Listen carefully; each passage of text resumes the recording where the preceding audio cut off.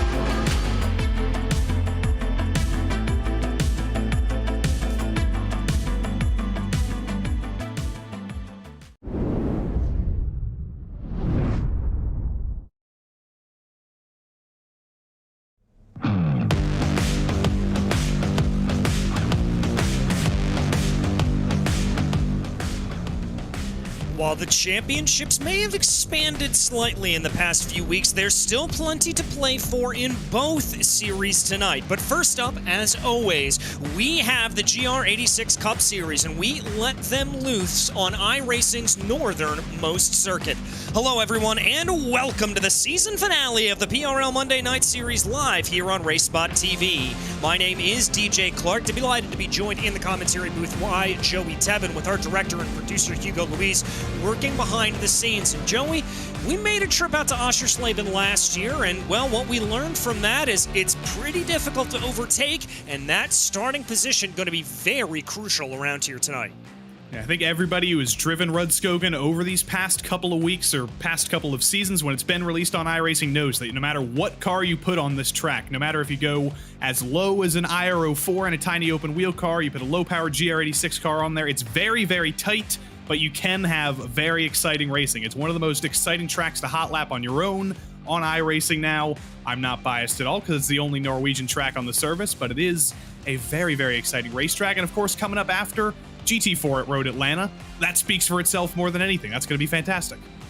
Yeah, it certainly is going to be absolutely fantastic. But before we get into the meat of everything, let's go ahead and take a look at the schedule, kind of let you know where we've been over the course of this season. We started everything off at the newly announced free circuit of VIR. Then we headed over to Magny Cours, WeatherTech Raceway, Laguna Seca, Summit Point. Then we had our little Japanese leg of the season going to Fuji and Tsukuba, Oschersleben, Olton Park, and Road America last week. And now we find ourselves here at Rudskogen Motor Center.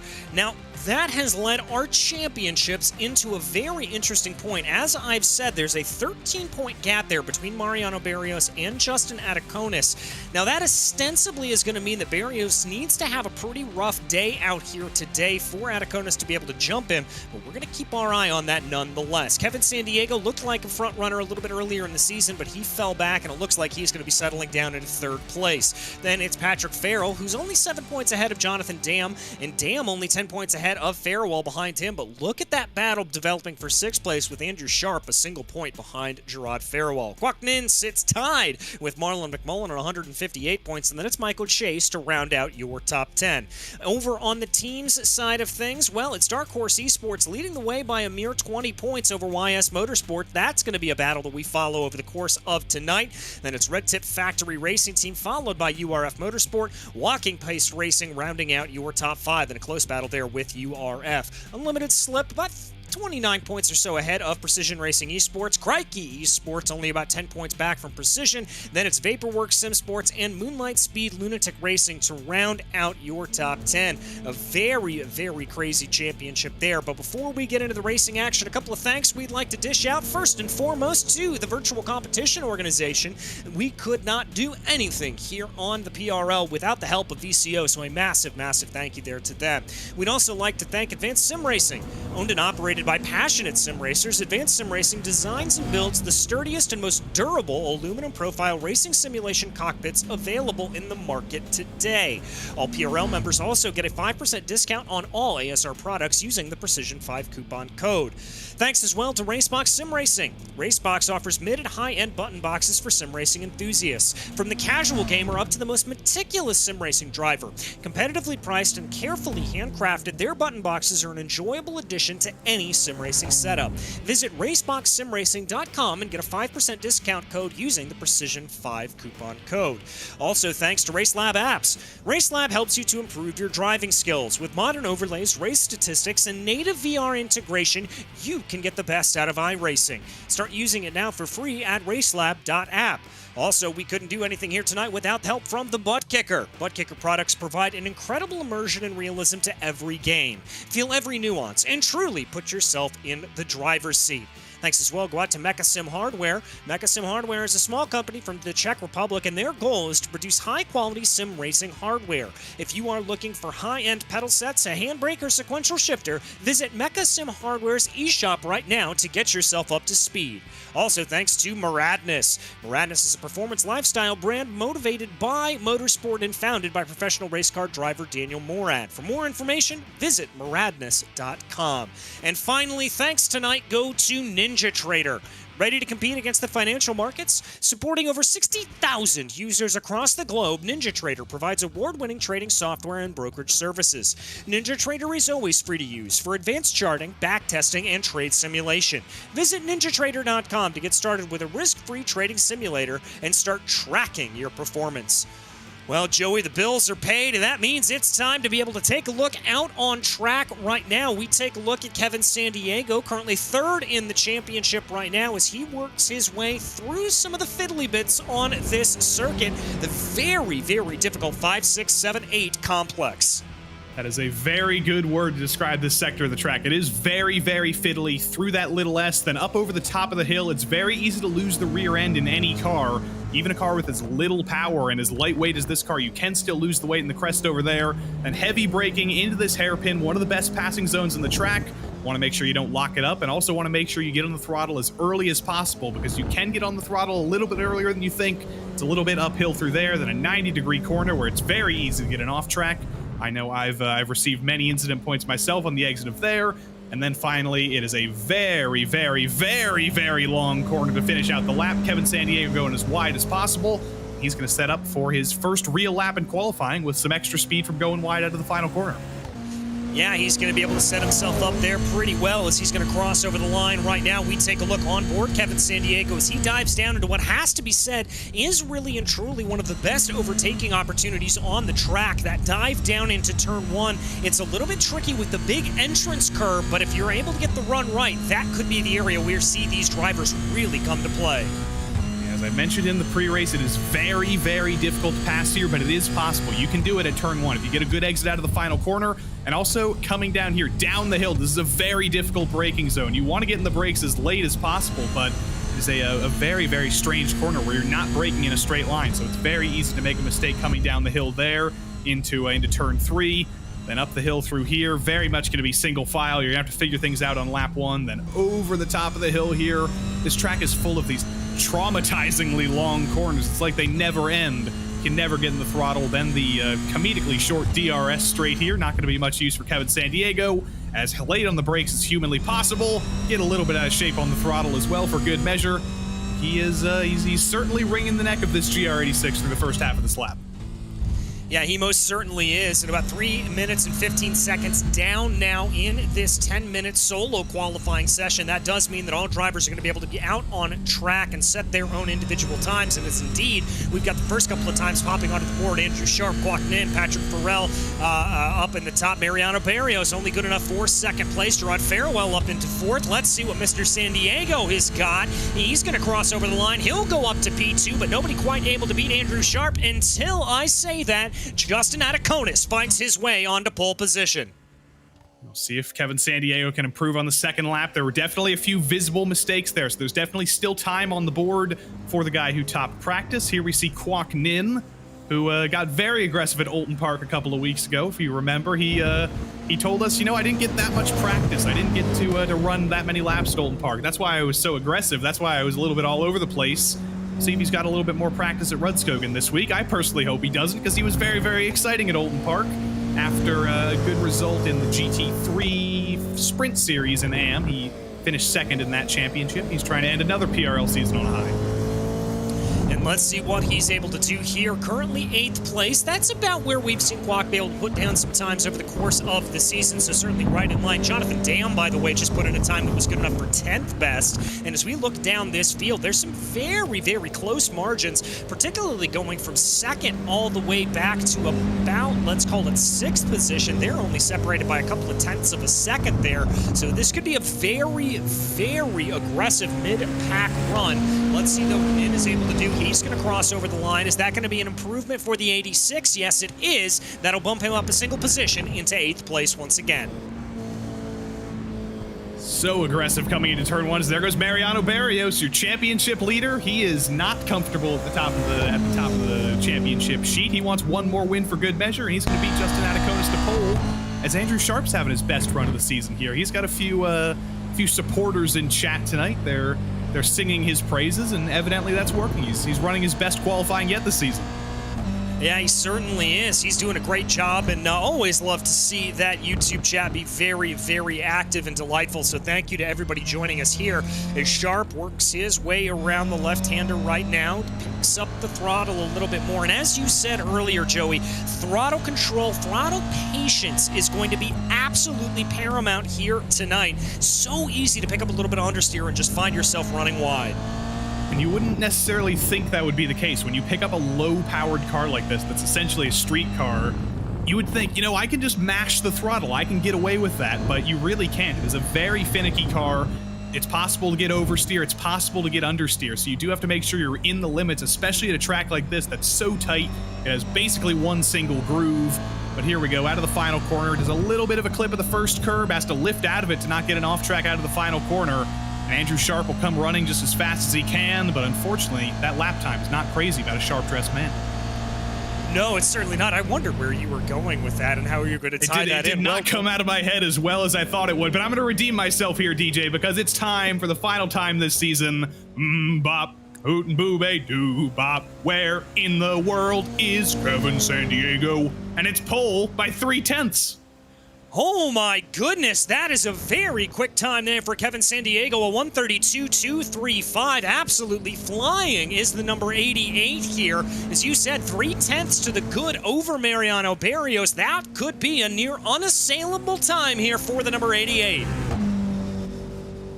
Kevin Sandiego's championship hopes are minuscule, but they are mathematically possible. If Mariano Barrios doesn't finish the race, and if Justin Adaconis finishes 16th or worse, Kevin Sandiego can win the championship if he wins the race. But the only way that's going to happen, I think, is if Barrios and Adaconis come together and have a horrific accident as they're fighting over their own things, which is possible. We've seen that happen in many championships in the past in racing, but it's very, very much an uphill battle for Kevin Sandiego, and he's doing the only thing he can do, and put it on top of the timesheets.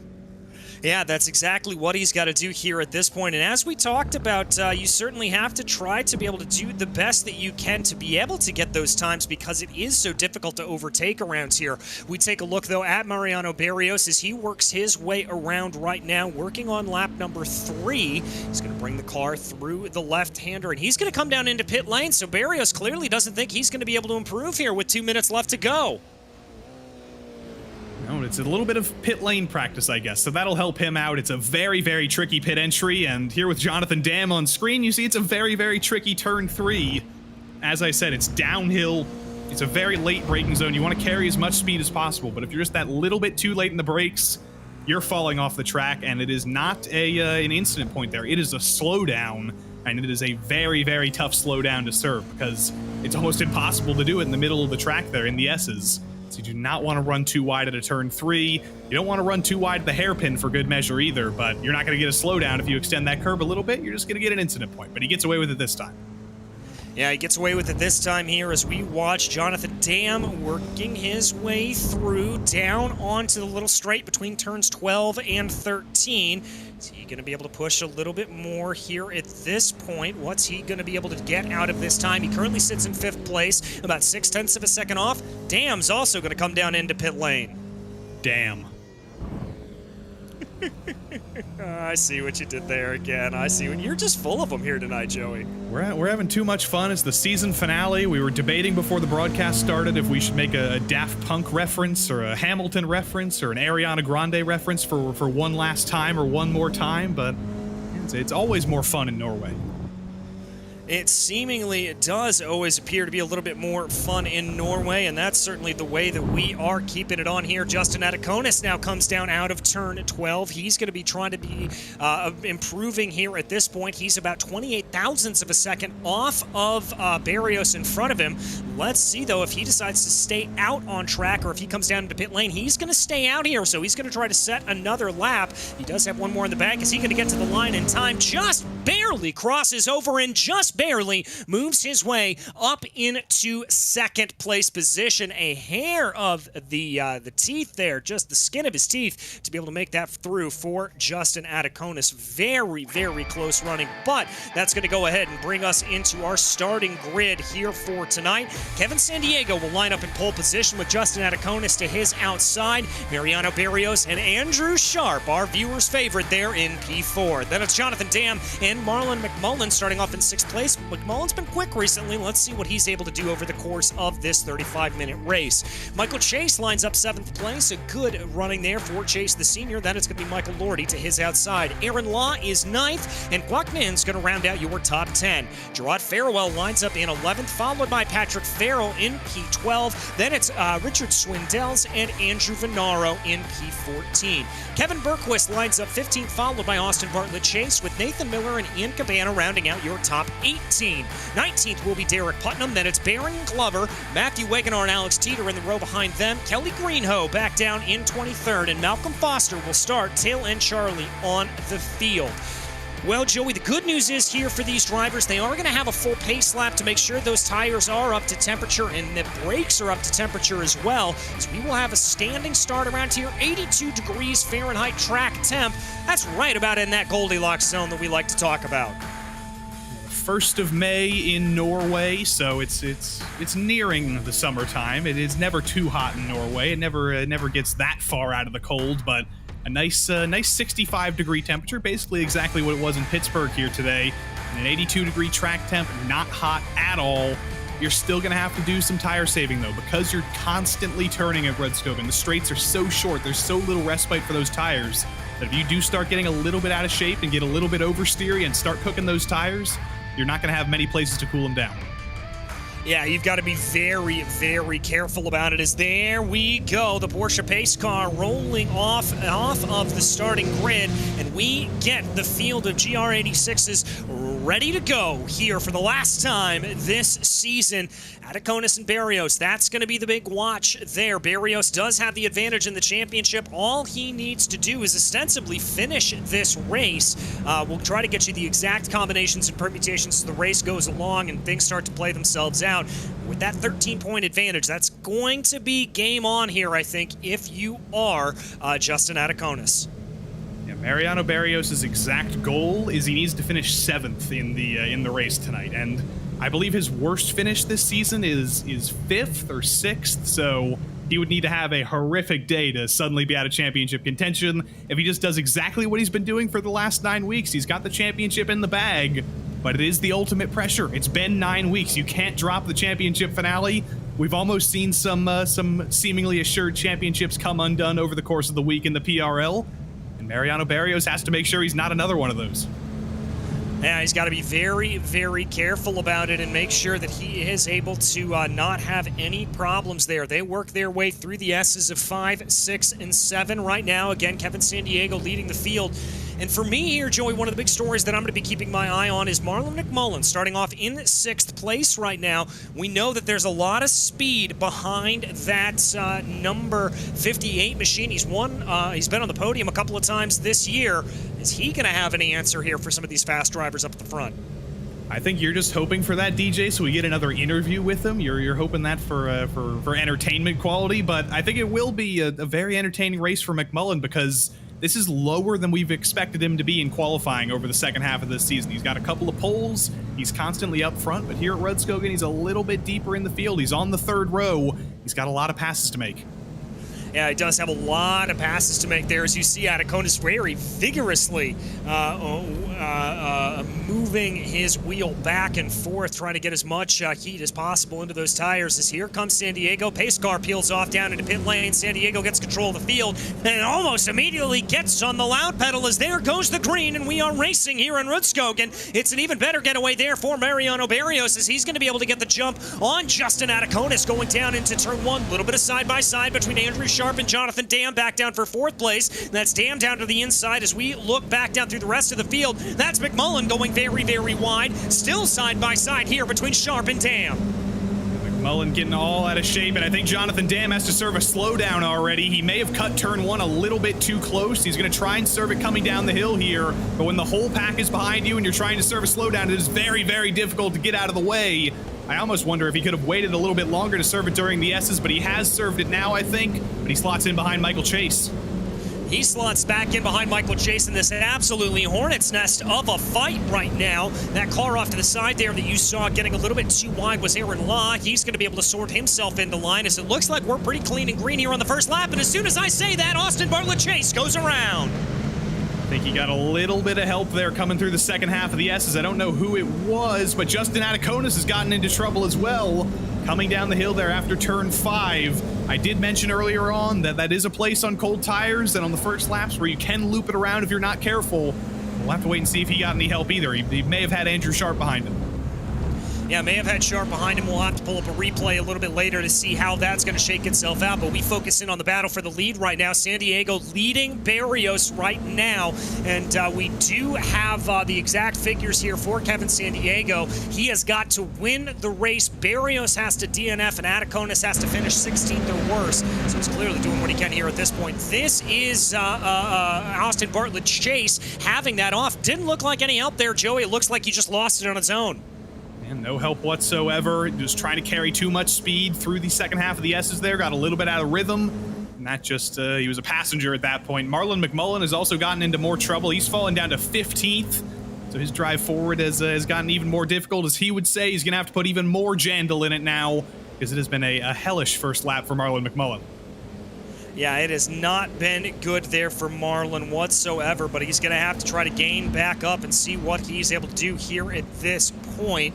We continue to focus on the leaders. That's Andrew Sharp keeping up great pace behind. We're going to jump you a little bit farther back down in the field right now. This is Michael Chase with Jonathan Dam hot on his heels, and it's got to be said here that Michael Chase looks like he's holding up the pack a little bit.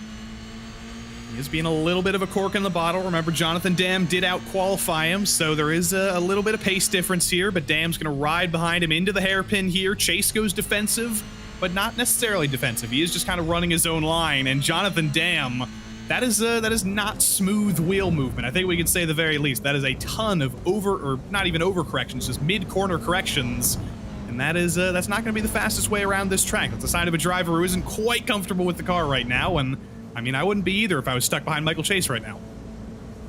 Yeah, I wouldn't be exactly happy about that either, but we'll have to see if any of these drivers are able to make it work here going down the front straightaway as they now bring their way here. Everybody pretty much in single file order at this point as they go. Nobody poking their nose out, maybe in a little bit of fuel saving, maybe in a little bit of tire conservation mode, as you mentioned earlier, Joey, as these drivers are probably thinking about the long term here, and we're only about 5 minutes into this race. I think Jonathan Dam might think about fuel saving if he was a little bit further ahead, because right now he knows he's getting held up by Michael Chase. The last lap for Lortie in 5th, that was a 132.3. Last lap for Michael Chase, a 133.2. So it's almost a full second of pace difference between 5th and 6th. And Jonathan Dam knows he needs to get by here. He's getting held up, but it's Rudskogen. It's a street circuit with the walls a little bit too far away to be a street circuit. And it is so difficult to make a pass as he goes around up over the top of the hill. He saves it, though, but he's still going around. He's still drifting that thing. Yeah, the rear end of that car not happy at all, and I'll tell you who's going to take advantage of that. That's Gerard Farewell and Aaron Law as they now dive down into turn 10. That's going to be Law down to the inside, trying to push Dam out of the way there a little bit. He's going to get it done, and now Kwok Nin says, I'd like a little bit of that too as well. It's going to be a side-by-side drag race here. No, Nin is going to back out of it, and now Dam finds himself down 2 positions and in P9. Now he's going to find himself in that endless cycle that I mentioned of trying to make sure you're not drifting it all the way around this place. Rudskogen is known famously for its drift competitions. That's like one of the main things that goes on at this track, but that's a different weekend, Jonathan. That's a different weekend. Save the drifts for a little while longer and just and try and get back in focus. But that's very difficult to do now when you were just trying to pass one guy at the head of this train, and now you find yourself with even more on your plate. Even more on his plate. He's got to try to be able to keep it up there as Nin. We talked about him being very aggressive. He certainly looked like he was aggressive there down into the corner, trying to see if he was able to get anything. But now it's going to be Aaron Law that throws the move here on Dam. No, that's a slowdown there in the back, I believe, for Farewell. He's going to drop down through the order. And now we're going to find ourselves back in single file. But those slowdown penalties that you mentioned, Joey, absolutely coming back to bite these drivers. Here's another one I believe may have had a little bit of it. That is, that is Sharp that now finds himself behind Ataconis. No, he has had one, and now there's a battle up ahead between Ataconis and Barrios. Yeah, the off-tracks, well, the off-tracks are okay at this track. You can definitely take advantage of them in a couple places, but the slowdowns are so difficult, as here comes Barrios to the inside of Ataconis. Remember, if these two come together, that suddenly opens the championship up a little bit, but they're playing very kindly. They've raced each other all season long. They've given each other some excellent respect. That's probably not going to change anytime soon here. But Andrew Sharp and Justin Ataconis, I think, have both served slowdowns, and that's what's kept them behind Mariano Barrios. Even though they might have a little bit more pace, you have to know the limits of the track, and you have to make sure you're not cutting or going a little bit too far wide, because this place bites. It's very, very, very mean. Yeah, very mean indeed, and I'll tell you who's looking mean in the rearview mirror there of Mariano Barrios. That is Justin Ataconis, is the number 318. Looked very, very menacing there coming down the start-finish straightaway, but he wasn't able to quite get a move done. There you see some differing lines being taken on the exit there of turn 2. Again, Ataconis in the catbird seat here at this point. He's going to be able to keep a little bit of a press on as they come down into the braking zone for turn 3. Probably not going to go for the move. He did poke his nose to the inside there a little bit to just see if there was anything to happen, but that didn't play. Little bit of a stop and start brake zone there for Barrios. I think he lost about a half a tenth, and that's going to allow for Ataconis to keep the pressure up. This is one of those critical places where you want to cut the track as much as possible through the S's. You want to cut the track as much as possible up over turn 5 there, but you cannot cut it or up into turn 7 rather, but you cannot cut it too hard there, because you will get a slowdown, and that's going to be your ticket straight out of this battle. So all these guys are not only racing each other, but they're racing with the track limits as well. It's a very, very close battle for second. It's too close because Kevin Sandiego's running away with it, but one mistake that's going to take you out of it. Yeah, one mistake will take you out of it, and these drivers here, as they exit out of turn 12, look like they're minimizing the mistakes here at this point. Maybe just some opening lap jitters that they had to get rid of as they now continue to work their way around. A little bit of a wider line there, it says it has to be taken for Mariano Barrios, as he is going to be able to keep things together. No real problem there for him. The gap coming down under 0.2 of a second, though, as they work their way onto the start-finish straightaway. Again, Ataconis just not quite close enough to be able to send the move down into the inside, but he's going to keep the pressure up behind on the number 17 of Barrios, just keeping down to the inside. This could be the run, as he's able to get the run down into the inside. They're going to be side by side coming down into turn 3. It's going to take a lot of very aggressive braking here from Justin Ataconis to get himself ahead of his title rival. Is he going to be able to do it? He's later on the binder, sweeps down to the inside, and he's got the move done. You've got to be very, very brave to go for a move into turn 3, and luckily for Ataconis, Barrios was keen to let him just go ahead there and take that position. He knew there was no use trying to go around the outside in turn 3. He knew that would probably end in a little bit of disaster, so he backed out just a little bit, let Ataconis actually get the car slowed down, and made sure they could both save their own races here, because he knows, again, all he has to do is finish in the top 7. He does not need a win right now, or a second place for that matter, so there's no use fighting for a position that doesn't really matter to you. Yeah, certainly does. And I think that's probably a little bit of the strategy call there from Barrios. He knows he doesn't really need to push all that hard to be able to win this championship. And so he's probably thinking big picture here at this point. Didn't necessarily want to fight as much with Ataconis up ahead of him. Because remember, he only needs to finish 7th or higher in the championship, and that trophy is his. They exit out of turn 14, though, right now. Sharp continuing to keep up behind these two, just kind of applying a little bit of pressure, not overwhelming, but Sharp doing a very good job racing up in the top 5 in 4th place position. The YS Motorsports driver, I think, maybe just waiting for some fireworks to fly off here from these two in front of him. That is possible, and he's got the weight of the whole world on his shoulders here. They're powering him on. Our producer Hugo doing some fan service here for Mr. Matthew A, for Mike S, for Tyrone Biggums, for Do 4. I haven't seen a turnout for one driver like this since Matt Scherf in the GT3 series. They're all over Andrew Sharp, just like Andrew Sharp is all over the back of this battle. But I think he's probably the 3rd fastest of this battle. But luckily, it is such a tight and twisty track that for as long as they are just running single file like this and running close, he should be able to stick with them. Yeah, should be able to stick with him here. He's just got to avoid those pesky slowdowns that we've already talked about and just how difficult they are. But Sharp looking like he's doing a good job here. He had that one a little bit earlier on in the session, but now he's going to keep his way ahead as they get themselves positioned here for turn 12. Able to get himself out of it there now into 13. Going to flick his way around. Meanwhile, up at the front of the field, Kevin Sandiego holds on to that gap of about 2.5 seconds, just running his own race here at this point. And that's got to be good news for Sandiego. He's had a little bit of a scruffy season compared to what we're used to, and so I'm sure he's going to be happy to just be up at the front and be dominating. But I see in the background, I think the pit cycle's already kicking off. This is very early, with we're only 11 minutes into the race, but Jared Farewell, I think he's sick of being stuck in traffic. He's decided to back out early, and we're already seeing some alternate pit strategy here. Well, let's call that the Kelly Greenhouse strategy, as Greenhouse certainly is the one that really pioneered that back in the days of the MX-5 series, and we've seen him do it a couple of times here in the GR86 Cup as well. But it does look like that Farewell is at rest in the pit stall, an 8.2 second stop. And that's going to be the marker to beat. We'll keep an eye on that and let you know as they continue to go right now. Sharp following behind Barrios and Ataconis. It looks like Kevin Sandiego's been able to maintain his gap here at this point. It has come down ever so slightly over the past couple of laps, but it's still holding at about 2.2 seconds here at this point for Kevin Sandiego, and for Sharp, Ataconis, and Barrios, they just got to hold in behind. Looks like Ataconis is probably the fastest of the 3 here, so if he's able to streak away, this could suddenly actually be a race for the lead, because Ataconis is bringing the gap down to Kevin Sandiego. And we also know that Kevin Sandiego, for better or for worse, does have a tendency to screw up a little bit on pit lane. Sometimes it's a fuel miscalculation, sometimes it's just a slow stop for some unforsaken reason, but there's always a little bit of trouble on pit lane for Kevin Sandiego, and even if there is a 2-second gap back to Justin Ataconis, I think Justin might be remembering past weeks when things did go a little bit wrong on pit lane and the gaps closed a little bit.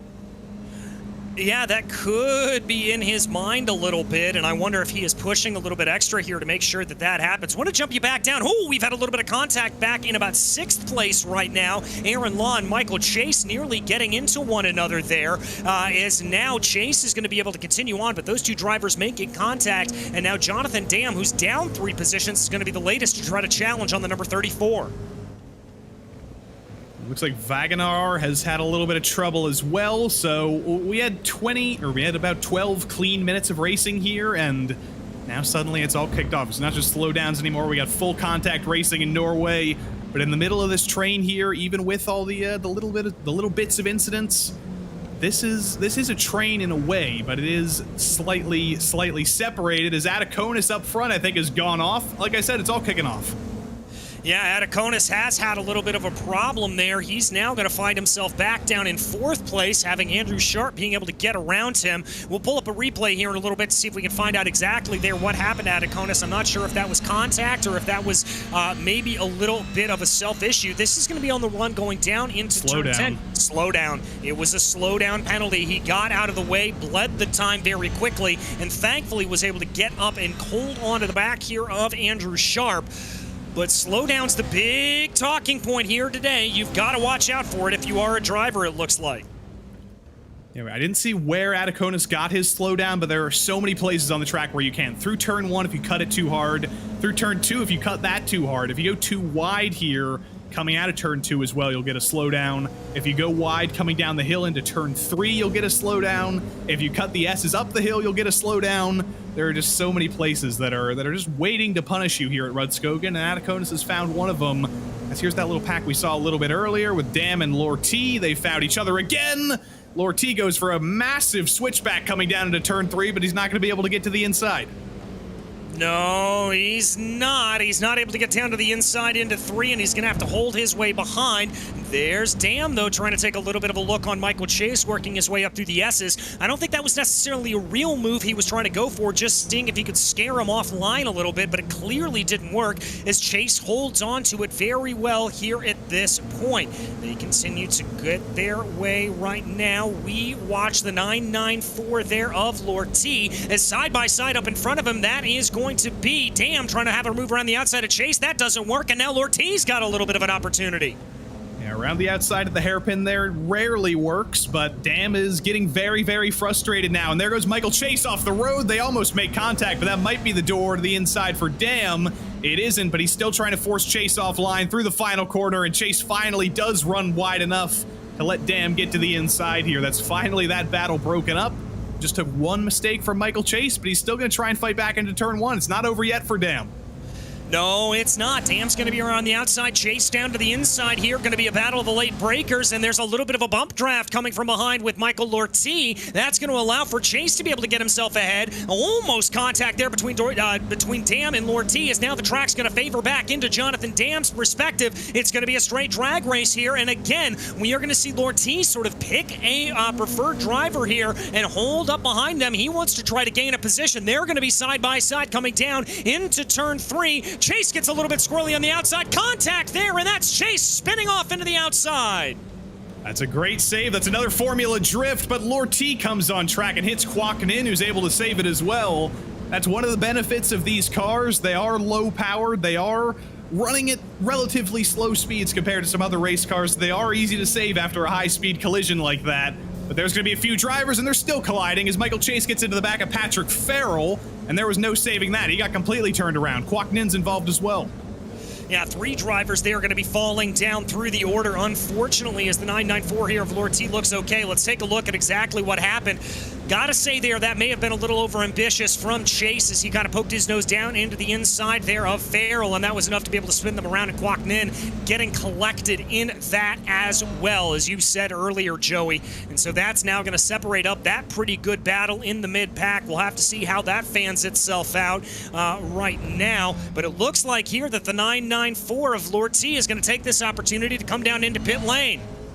It's always a smart decision to make after you get into an incident. If you get a little bit of damage, you might as well minimize your losses. You've already lost all the time from half spinning. Might as well get the big time loss coming down pit lane out of the way as well. Patrick Farrell's going to come in too. We know he has pretty heavy damage though from that contact with Michael Chase, so he might be in the box for a little bit longer. But that was just a case of frustration from Michael Chase, I think. He spent basically an entire lap just getting pushed around, just getting bullied. And eventually he tried to go for a move that wasn't quite going to work, and he collected a couple of drivers and himself with him. But Mariano Barrios, I think, may be in danger of going a little bit too wide into turn 5. Does he have to serve a slowdown here? Has he gotten away with it?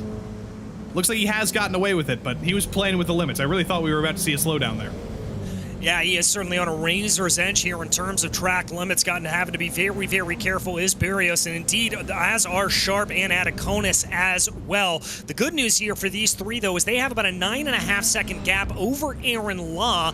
Law riding back down in 5th position, so it's really a three-way battle. And now that Barrios has been able to take over at the front of this field, they have been able to get the gap down a little bit more to Kevin Sandiego. It holds at about 2 seconds here at this point, but the other crucial thing here, Joey, we are over the halfway point, so pit stops could be incoming. Is that a little bit of a problem for Sharp? Sharp looked like he had to go defensive there, and Ataconis tried to be able to take a look down to the inside, but that didn't play itself out. Sharp went too wide out of the final corner. I think he may have to serve a slowdown here. That's one of those corners where I don't remember if it's a slowdown or if it's just an incident point. I think it's a slowdown. We'll see if he's able to serve that as Swindells and Dam go side by side to turn 1. The great Gazoo himself, Mr. Richard Swindells, coming off a podium in AM in F3 on Thursday night in the season finale at Watkins Glen. Looking like he's got a little bit more work to do to get another podium out of this thing, but he's the latest driver who's making Jonathan Dam's life very, very hard.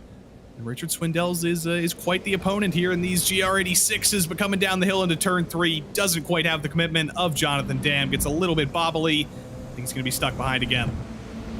Yeah, I think he's not quite going to be able to get that run coming up through the S's of 5, 6, and 7 here at this point. Swindells just trying to keep pressure onto the back of Jonathan Dam. And again, this is the battle for P6. Aaron Law about 4 seconds up the road from them. Want to give some credit, though, to, unless I am crazy here, they run pretty well here at this point. No, excuse me, that is Kelly Greeno. He's a lap down there at that point. We do have a little bit of lap traffic that we are starting to deal with, as it does look like there that we had to take her down into pit lane. That is going to be Michael Chase coming on in, so damage there clearly to Michael Chase's car. He's going to try to get that repaired here at this point, opting to come down pit lane and get that done here just over the halfway point. And Sharp did serve a slowdown in the second half of that lap. He lost that position to Ataconis, but I don't know if that was because of the final corner slowdown or if that was because he managed to get himself another slowdown. I think it was so late in the lap that it had to be another slowdown. But Andrew Sharp, he's not keeping it sharp. He's yet another driver who is just playing with the Rudskogen limits and overplaying with the limits, but it's so easy to do here. You see any driver who takes any car around this place, the limits are so strict that it's almost impossible to have a race where you don't get at least one slowdown unless you're absolutely picture perfect at keeping it between the white lines, as it is such a fine line you have to serve here. Yeah, such a fine line indeed is Andrew Sharp that we follow, keeping a little bit of pressure onto the back here of Barrios and Ataconis, but I've got to say it's Ataconis that now sits in a little bit more of the catbird seat as he's closed that gap under about 0.3 of a second here, and he is all over the back of the rear bumper of Mariano Barrios as they now work their way into turn 12. I wouldn't be surprised here at this point, Joey, if we see more and more drivers coming down pit lane. We've really only had about, let's call it 6 or so come in, but we are ticking down closer with about 12 minutes to go. Doesn't look like any of our leaders are going to come down in. Sandiego, Barrios, Ataconis, and Sharp are all going to stay out. Maybe we'll see a couple of drivers farther back down in the pack decide to come on in. It is very, very late in the run. We've been out here for 22 minutes. We're in the last third of the race, basically, but a lot of these drivers are thinking about getting out of traffic, but these guys up front, they don't have much traffic. There is traffic in front of Justin Ataconis in a way with Mariano Barrios, but if these guys pit, they're in danger of coming out in true traffic a little bit deeper in the field with Miller, Teeter, Glover, Wagonar. All of them down there are going to be more trouble than's worth it if they're going to come down early. So all these guys are going to wait until the end of the fuel stint here. They're going to come in basically at the very last possible moment they can when the fuel starts to run out, and they're not going to change tires either because the race length is so short and the tires are so very hard in this car. As Barrios makes a mistake, he's going to let Ataconis in the natural way on track. Yes, he is, and I wonder if that's... Oh, no, he's going to try to fight it here a little bit as they get down to the braking zone there for turn 10. Very close running. Now, I wouldn't be surprised here at this point if we see these drivers come down into pit lane as they come through turn 12, as they're starting to lead their way into a little bit of lap traffic. That's Derek Putnam about 2 seconds up the road from them. So let's see what they are able to do. Here they come down through the corner right now, and it looks like that's going to be Ataconis and Sharp. They both peel off. As I was saying before I was distracted by that battle there, the danger these drivers are in now is if you look deeper in the field, you've got the average pit lane delta has been about 38 seconds, and if they serve that, there may be a window between Baron Glover and Austin Bartlett Chase, but it is possible that they end up in a little bit of traffic themselves. And that's exactly what Barrios and Kevin Sandiego are hoping for by staying out and just running their own lap times. Because the undercut in the PRL, in all of the road series, it's not going to be because of tire life. The races are too short, the tires are too hard for that to matter. It's just going to be a case of getting yourself out of traffic, and Ataconis is a 2-second shorter stop than Andrew Sharp.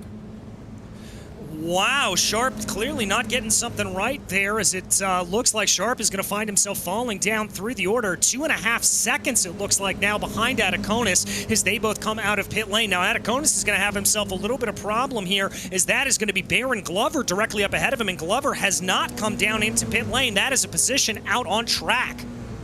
This is exactly what I was talking about. I'm just getting a perfect representation of what I was talking about here, but Baron Glover, he knows they're on two different strategies. He knows there's no reason to fight. They're on two completely different pit cycles, and he does just let Ataconis by there, which is good for Ataconis. It's not going to be so good for Andrew Sharp, who will potentially have to pass Baron Glover if he can catch him, but there is quite a big gap there, and I don't know who's in the right here, because we haven't had a lot of data. We haven't had a lot of pit stops. Jared Farewell and Lord T were both in the box for about 8 seconds, so that would make Andrew Sharp's 7.9 number look normal, but Ataconis could have been fuel saving.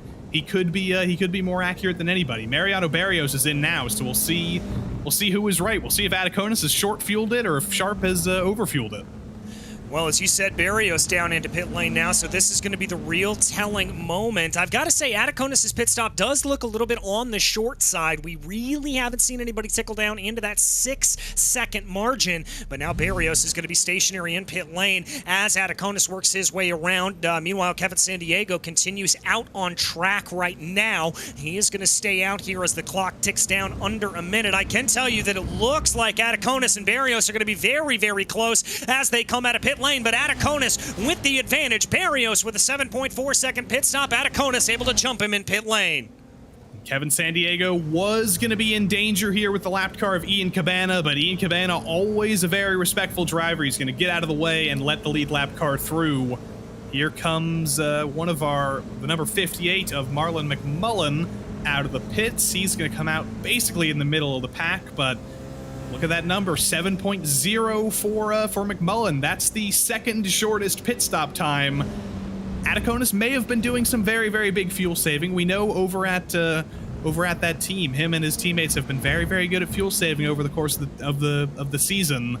That is a very, very short stop, as there's a huge drift from Austin Bartlett Chase.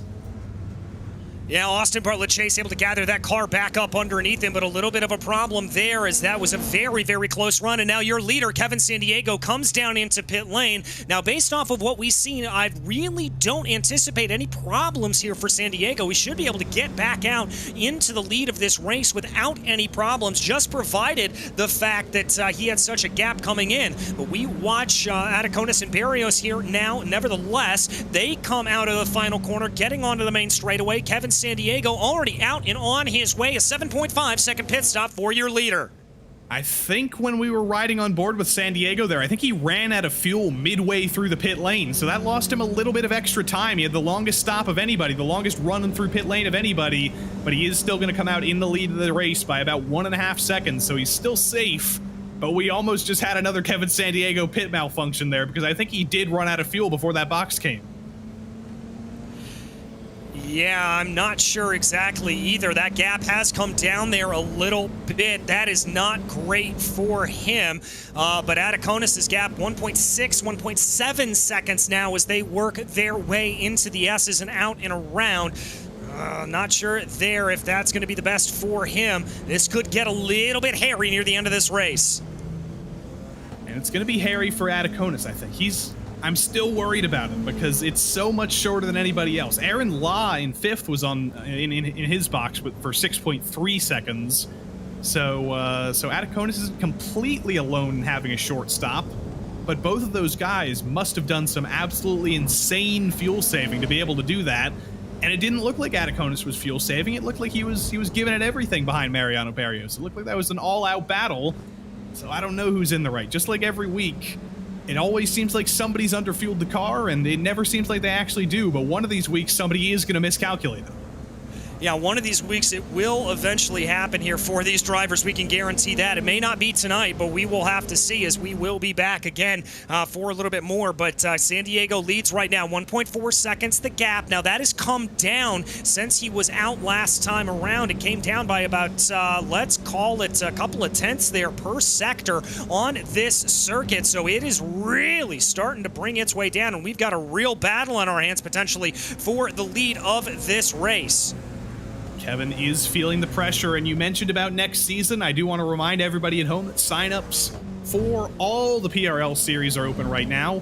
Actually, not quite all of them. The GT3 Fix series has filled up, so unfortunately you're out of luck there. But every other series is open, and this series will have a very, very new look next season, because those of you who have been with us for a couple seasons know that before the GR86 came out, this was the MX5 Cup series.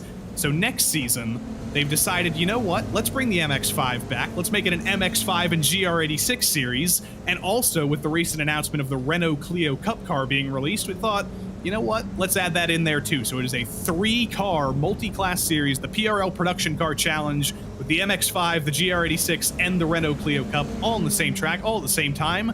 And there's a whole field of signups open on the PRL forums, precisionracingleague.com/forums. Go sign up. We want to see you.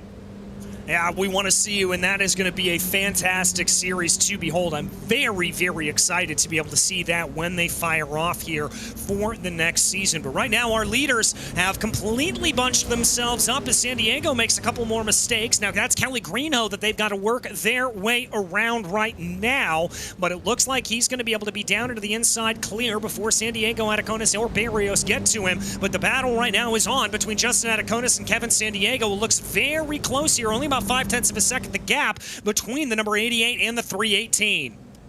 Remember, Kelly Greenhoe is Kevin San Diego's teammate, so it's always very, very helpful to have a teammate who will just get out of the way for you.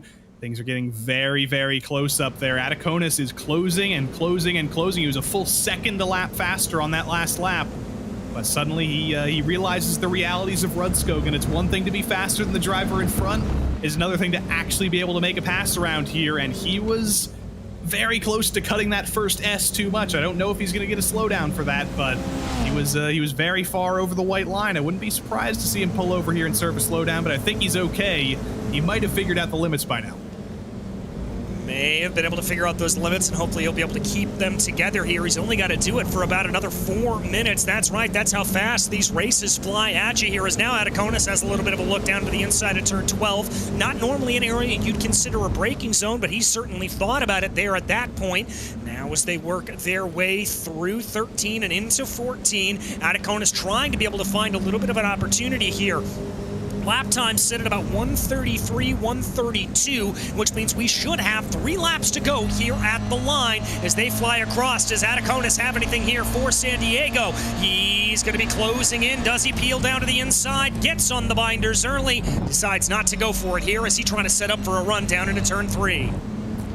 This is the most pressure Kevin San Diego has felt all season. He has won one race this season, but this is a whole nother ballgame. He's got both of his championship rivals behind him. Ataconis is forcing himself on Kevin San Diego, and it is very, very difficult to hold a driver like that back. Kevin San Diego is known in the F3 series for being a driver who uses up his tires a little bit early, and he's certainly feeling the pressure. He was very, very wide through turn 3 there. Didn't let Ataconis get to the inside, but he is visibly feeling the pressure right now. He's making mistakes. Yeah, he's definitely making more than a few mistakes here at this point. Is any of that going to come back to bite him, though? That's the real question. As we continue to watch right now, trying to see what will happen. San Diego with a slowdown. San Diego with what I believe is a slowdown. He's had to get out of the way, and that's going to give control of this race over to Justin Ataconis. And now we've got a battle up the hill here between a couple of these drivers as they go down into turn 12. And it looks like San Diego's going to lose 2 positions as a result of that slowdown. Those are the mistakes that can come when you're under pressure. Just a stupid mistake that you didn't make for the entirety of the race beforehand, and suddenly it shows its nose. I don't even know where he got that slowdown. I've spent so much of the race being a hawk for track limits and trying to spot him, but I didn't even see where he did that. It must have been in a place we weren't even thinking of, and it evidently wasn't a place he was thinking of either. Yeah, we're not entirely sure there what happened to him. Big hop at the curbs there for Justin Atakonis as they bound over them coming through turn 14, down through turn 1 there for the penultimate time.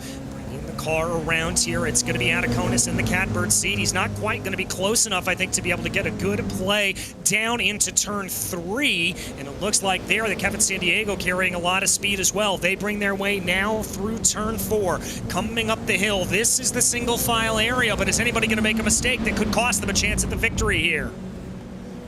Barrios is all over the back of Atakonis, up over the top of the hill here. It's very wide for Atakonis. That's going to let Barrios to the inside, but Kevin Sandiego forces himself to the inside. That's gonna help or whatever word I'm trying to say there, Mariano Barrios' run. And these two are going to be too focused fighting for second, coming under, breaking into the hairpin. Here comes Sandiego again. What a dive. And he makes it stick, but they're just losing time to Atakonis. Yeah, they're losing time to Atakonis here as he has now been able to pull a 0.5 of a second gap, call it 0.3 of a second as Sandiego's able to carry a lot more speed there down through turn 12. Now down into turn 13. Sandiego putting pressure here to the back of Atakonis. White flag getting ready to be prepared here by Barney the Flagman. Here they come. Bringing on the loud pedal here as they cross over the start-finish straight here for one last time. And the white flag is in the air. 1 lap to go from Oschersleben. This is a defensive line here from Justin Atakonis. Sandiego to the outside. Tries to put pressure to him. He's going to try to carry that momentum through. Got to be careful not to pick up a slowdown. Big slideways action there as Sandiego was somehow able to keep it back underneath them. And now they're going to be in a drag race down into turn 3. Wait until the last race to put on the best show of the season, but I think Justin Atakonis is fuel saving right now. I think he has underfueled it a little bit. The gap to Sandiego was 0.8, and there it is again into turn 3. He lifts very, very early. He has to save a little bit of fuel to get to the end of this race. That's why the gap came down with Kevin Sandiego, who was 0.8 of a second, and it instantly came down to 1/10, but Kevin Sandiego just went too wide again. I think he might have to serve a slowdown again as Barrios tries to go side by side with him up the hill. Oh, you don't see a lot of side-by-side through this section of the track, but there they are able to get it, and that's going to be Barrios down to the inside as they work their way out of turn 8 and 9, charging down the hill into the hairpin. It's going to be Sandiego on the better line. Does Barrios have enough to be able to make this work around the outside? Sandiego gets down to the inside, gets a better run off of the corner. Barrios loses a bucket load of time, and Sandiego has the lead with only about 3 corners to go. I think Sandiego just gotten off track for going too wide there. It wasn't a slowdown for him, so he is safe. Andrew Sharp is onto the podium because Justin Atakonis has run out of fuel. He's done, but here we come out of the final corner. Out of the final corner, Kevin Sandiego, where he started the race in pole position. He is going to come up across the line. Flash of the headlights there for your reigning champion of Mariano Barrios. Kevin Sandiego takes victory. Barrios will take the championship. Atakonis is going to lose the top 5 at the line or lose the top 4. He's going to lose the top 5 now. Farewell and Dam both get by him as well. McMullen does as well. Atakonis is crawling to the line. Swindell's and Lortie might get him as well. He might fall out of the top 10. Oh my goodness, they're going to come across the line. It looks like Atakonis is only going to be able to finish in P10 potentially here. He is going to be able to get that. Lortie and Millen able to cross over before him. Richard Swindells looks like he's another that may have had a little bit of problem as that is the number 8 there that is in that position. But let's go ahead and run you through our final finishing order here from Rundskogen. It was Kevin Sandiego with a fierce defense to be able to take victory here from Mariano Barrios, and Andrew Sharp up into the top 3 on that last step on the podium. Then it was Aaron Law and Gerard Farewell, followed by Jonathan Dam and Marlon McMullen. Richard Swindell's P8, Michael Lortie, and then Justin Atakonis rounds out your top 10. In 11th, it was Alex Teeter, followed by Baron Glover, with Matthew Wegenar and Austin Bartlett Chase behind them. Kevin Berquist was 15th for Crikey Esports. Derek Putnam was 16th, followed by Patrick Farrell. Farrell. Then it was Nathan Miller, Ian Cabana, and Malcolm Foster rounding out your top 20. Then we get into some of the drivers that were lapped down here, including Kelly Greenhoe and Michael Chase. Kwok Nin was in P23, and P24 was Andrew Venaro. And that's going to go ahead and lead us in here to our podium interviews. And first and foremost, the favorite of the YouTube chat. A great result here today. Andrew Sharp, welcome to the podium. Yeah, we did it. Finally. First PRL podium. It feels awesome. Thanks for Justin for kind of gifting it to me a little bit, but it feels great nonetheless. Well, don't take any of that away from yourself. You had a great qualifying out there today. It just seems like this Rudskogen track really suited you. Yeah, I'm not sure. This is what I was working towards all season, just to be competitive and stay up with this front pack because they've been good all season. So to finally be able to do it feels really good. Well, I'm sure it does. And well, now I've got to ask you, as we look ahead to the next season, what are the goals now that you've been able to check off a podium here? Yeah, we're going to GT3 Sprint now. Me and Jared are going to try it out. And then I'm going to stick around in this for the multi-class just because I think these cars have the best side-by-side racing. So tried some new things, but I think next year try to be competitive in the multi-class as well. Well, I wish you all the luck in the world, Andrew, and I'm sure, as you know, you've got a big cheering section here on the YouTube chat. But who'd you like to thank? Who makes this possible? Yeah, thanks Matthew and Amos, and I think my brother's watching tonight, so thanks to all them. Thanks to all the YS Motorsports guys for setting me all up and helping me out all season. And thanks to Jared. Jared's been a great teammate all year, so it's been fun racing with him. Well, congratulations, Andrew, and we'll see you back again next year. Yeah, let's do it. Let's do it indeed. That was Andrew Sharp, your third-place finisher, and Joey, well, I'll leave it up to you. We've got our race winner or our series champion waiting in the wings. Who do you want to talk to? I think that's a very obvious answer. Of course, where in the world is Kevin Sandiego? He somehow managed to win that race. That was a crazy last lap. It was a crazy last 5 laps with all 3 of you guys throwing everything at it. How was that for the final race of the season? Yeah, that was really good fun, actually. Last 5 laps, I started to overheat my tires, and these guys got within draft range, and then I had major problems at that point. So, but yeah, luckily, even though I put a tire into the grass and got a slowdown, I was able to get it back there at the end. It was a little bit dicey, but really good racing, good fun with these guys. You know, Ataconis and Barrios, both great drivers, so really fun to race with them tonight. Did you get a slowdown in the last lap there? I didn't think you did because it didn't look like you served one, but it seemed very, very close in the final lap. Yeah, I had to let both of them by 2 laps in, 2 laps from the very end, and then battle it back to get back up to P1 there. It's always a struggle with the track limits around here, but I gotta ask, where in the world will Kevin Sandiego be next season? Will you be back here in the multi-class series in the GR86? Will we see you in F3 again? What does the PRL look like in season 2 for you? I might do it for fun. I've got a bunch of family commitments all through the week, so I'm only going to be able to make some of the races. I might sign up for MX5, might do GR. I'm not sure yet. Mondays are really tough, so hopefully be back at some point. But this next season might be a little bit of a wash for me. Well, Kevin, congrats on the podium to end the season. Thank you for letting me sing your name every week, and we will see you. We'll see you when we see you in the PRL next season. All right, thanks, Joey. Thanks, guys. Have a good evening. Take care. Kevin Sandiego gets a win to end the season, a 2-win season for him. Solid stuff. But we got the big champion, DJ. Mariano Barrios is finally here. Yes, we do indeed. Mariano Barrios, after a titanic season-long struggle with Kevin Sandiego and Justin Ataconis, you are the champion, my friend. How does it feel? It feels great. It's been a long season. I didn't think I'd be standing here when it all started, but I'm just really thankful. Put on some really good races, really exciting battles, and it feels really good to come out on top at the end of it all. I'm sure it does, my friend. Well, talk to me a little bit about the race here tonight, because it certainly looked like you had your hands full. You were really slicing and dicing there with both Justin and Kevin at different points in the race. Yeah, when it started, my mentality was just finish the race. I knew, I just needed the points just to be able to. The championship was the priority, but I couldn't help it. Things started happening, slowdown started coming into play, and the competitive side of me took over. And I just, I know Kevin and Justin, they race hard, but they race fair. So I knew that I could go wheel to wheel with them, get my elbows out, and come out all right.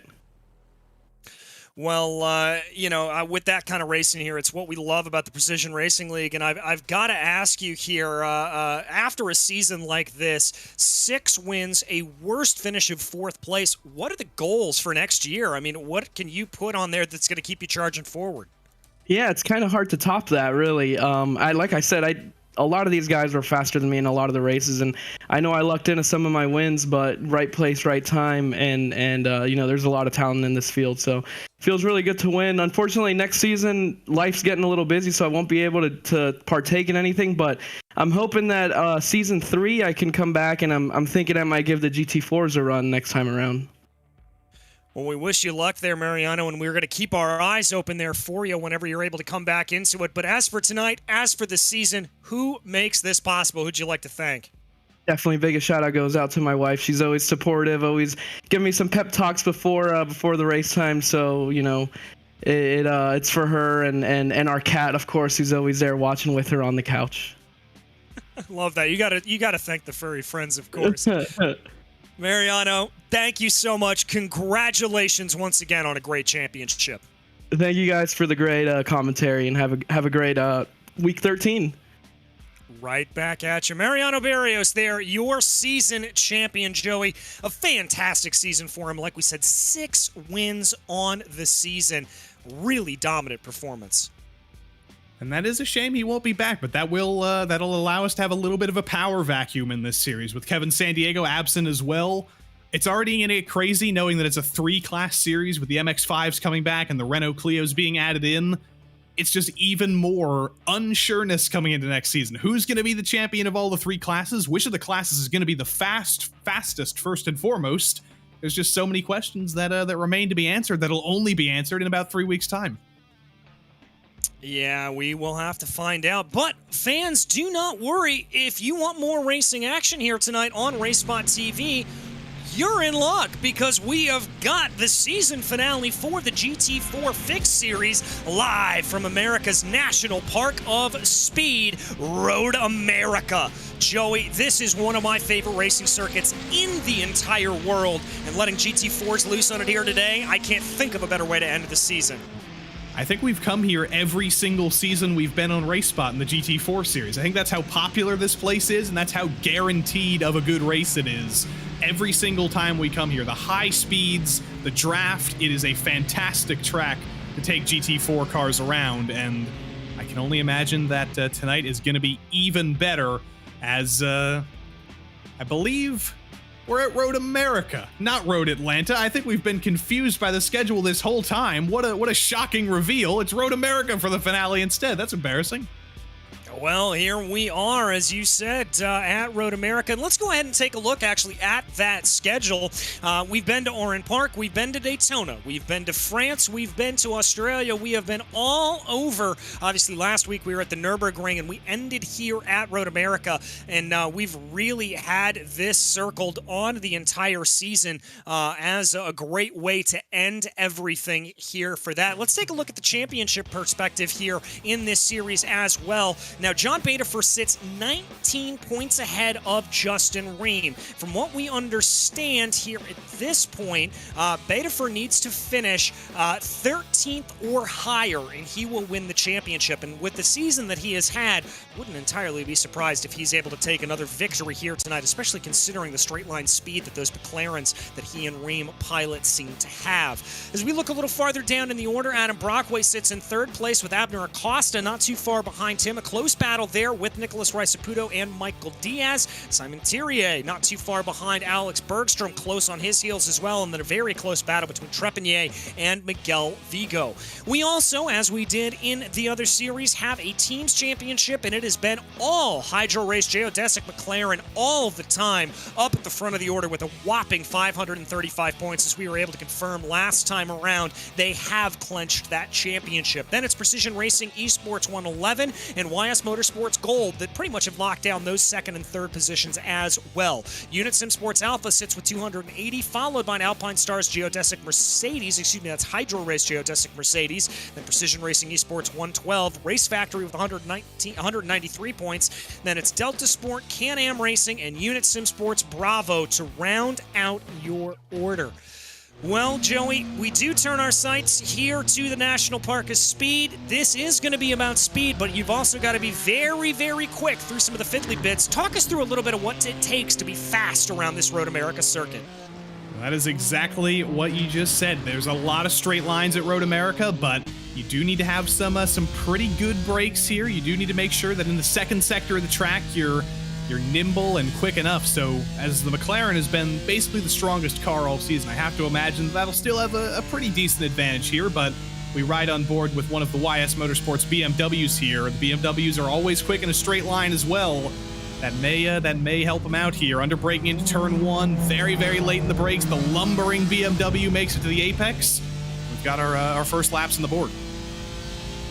We do indeed, as they come across right now, waiting for the first couple of drivers here to be able to set some times down on the board. Excuse me, Francis Castillo-Romero going to have to wait a little bit longer there to get him as he comes across. We watch here in that BMW as he brings his way down. Bergstrom doing a good job here, coming down through the moraine sweep. This is such a tricky braking zone here, Joey. Coming down here into turn 5, downhill, the weight of gravity pulling you down into the track really makes that timing the braking zone there for 5 very difficult, but at the same time, also is one of the best overtaking opportunities on the track. It is probably the best overtaking opportunity on the track. And then up over the hill in turn 6, one of the most difficult corners right after it, blind apex up over the hill. Then you got to figure out how much you want to lift coming into turn 7 there. Heavy braking into turn 8, another one of the best passing zones in the track. And then through the carousel here, very, very difficult in a heavy GT4 car with little downforce. It's all about finding the rhythm through here.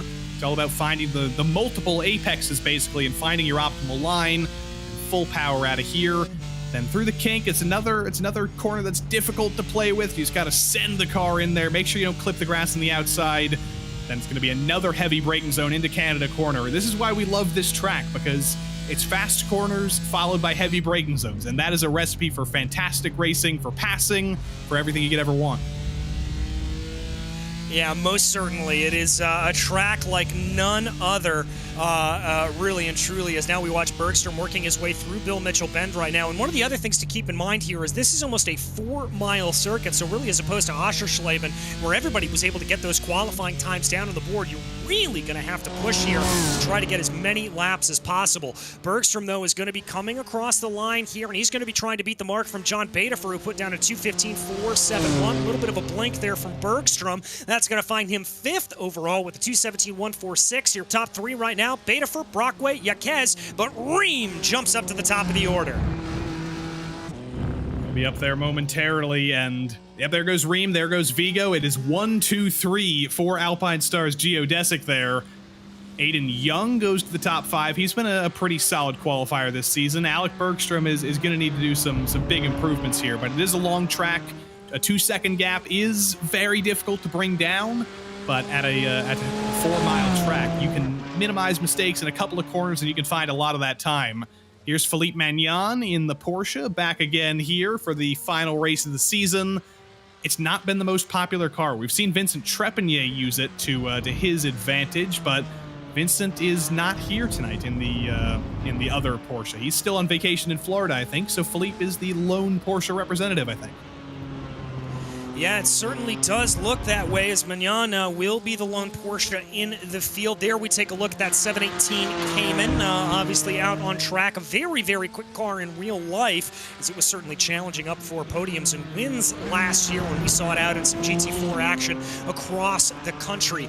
Minion still yet to set a time here at this point. We're also waiting for times for a couple of heavy hitters here. Torchio, Raisaputo, Desjardins, Castillo Romero, that we still wait for times on. And they've got to get a move on it here. Only about 3.5 minutes left to go in this session. They have got to be booking it. This track is so long that you actually can't get all 4 laps that are provided to you.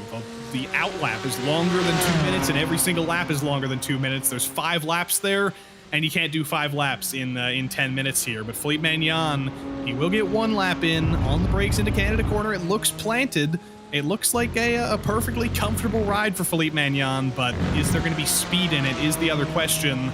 Over the Bill Mitchell bend, a little bit bouncy, then hard on the brakes, or reasonably hard on the brakes into the final corner. Try to carry as much speed as possible. Make sure you're not going too wide and clipping the grass there.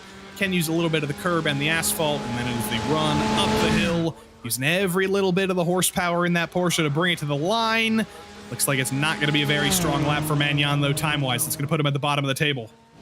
Yeah, and he's going to be about 0.6 of a second off the closest driver there, which is going to be David Van Roy. But Ream is able to come back up to the top of the charts. They're only 0.8 of a second ahead of Miguel Vigo. Abner Acosta with a race time as well. He's going to be in P3. Francis Castillo Romero able to put a time down on the board that is going to be up into 5th place. Let's see what Vila's got here. Vila not yet putting a time down on the charts. That's only going to be good enough for 11th place for the Hydro Race driver. Here is Marc-Andre Desjardins in the number 206. He is one of 2 that is yet to be able to set a time. He's only going to get 1 lap here. We're down below that 2:15 mark, so Desjardins needs to make this lap count, or else he will be starting at the back of the field. I don't know how much speed he's going to have in that number 206, but the Mercedes is serving some of those drivers up top very, very well. You see 4th place, actually not 4th place, that's not a Mercedes. Highest Mercedes in the field is Aiden Young. No, highest Mercedes in the field is Miguel Vigo. I always forget which of the Alpine Stars geodesic drivers is in the Mercedes. Vigo's in a Mercedes on the front row, then it's Aiden Young, then Alex May is the next one. So there's plenty of speed in that Mercedes. We've seen it win races this season. We'll see if Desjardins has any speed in it as he heads under braking into Canada Corner.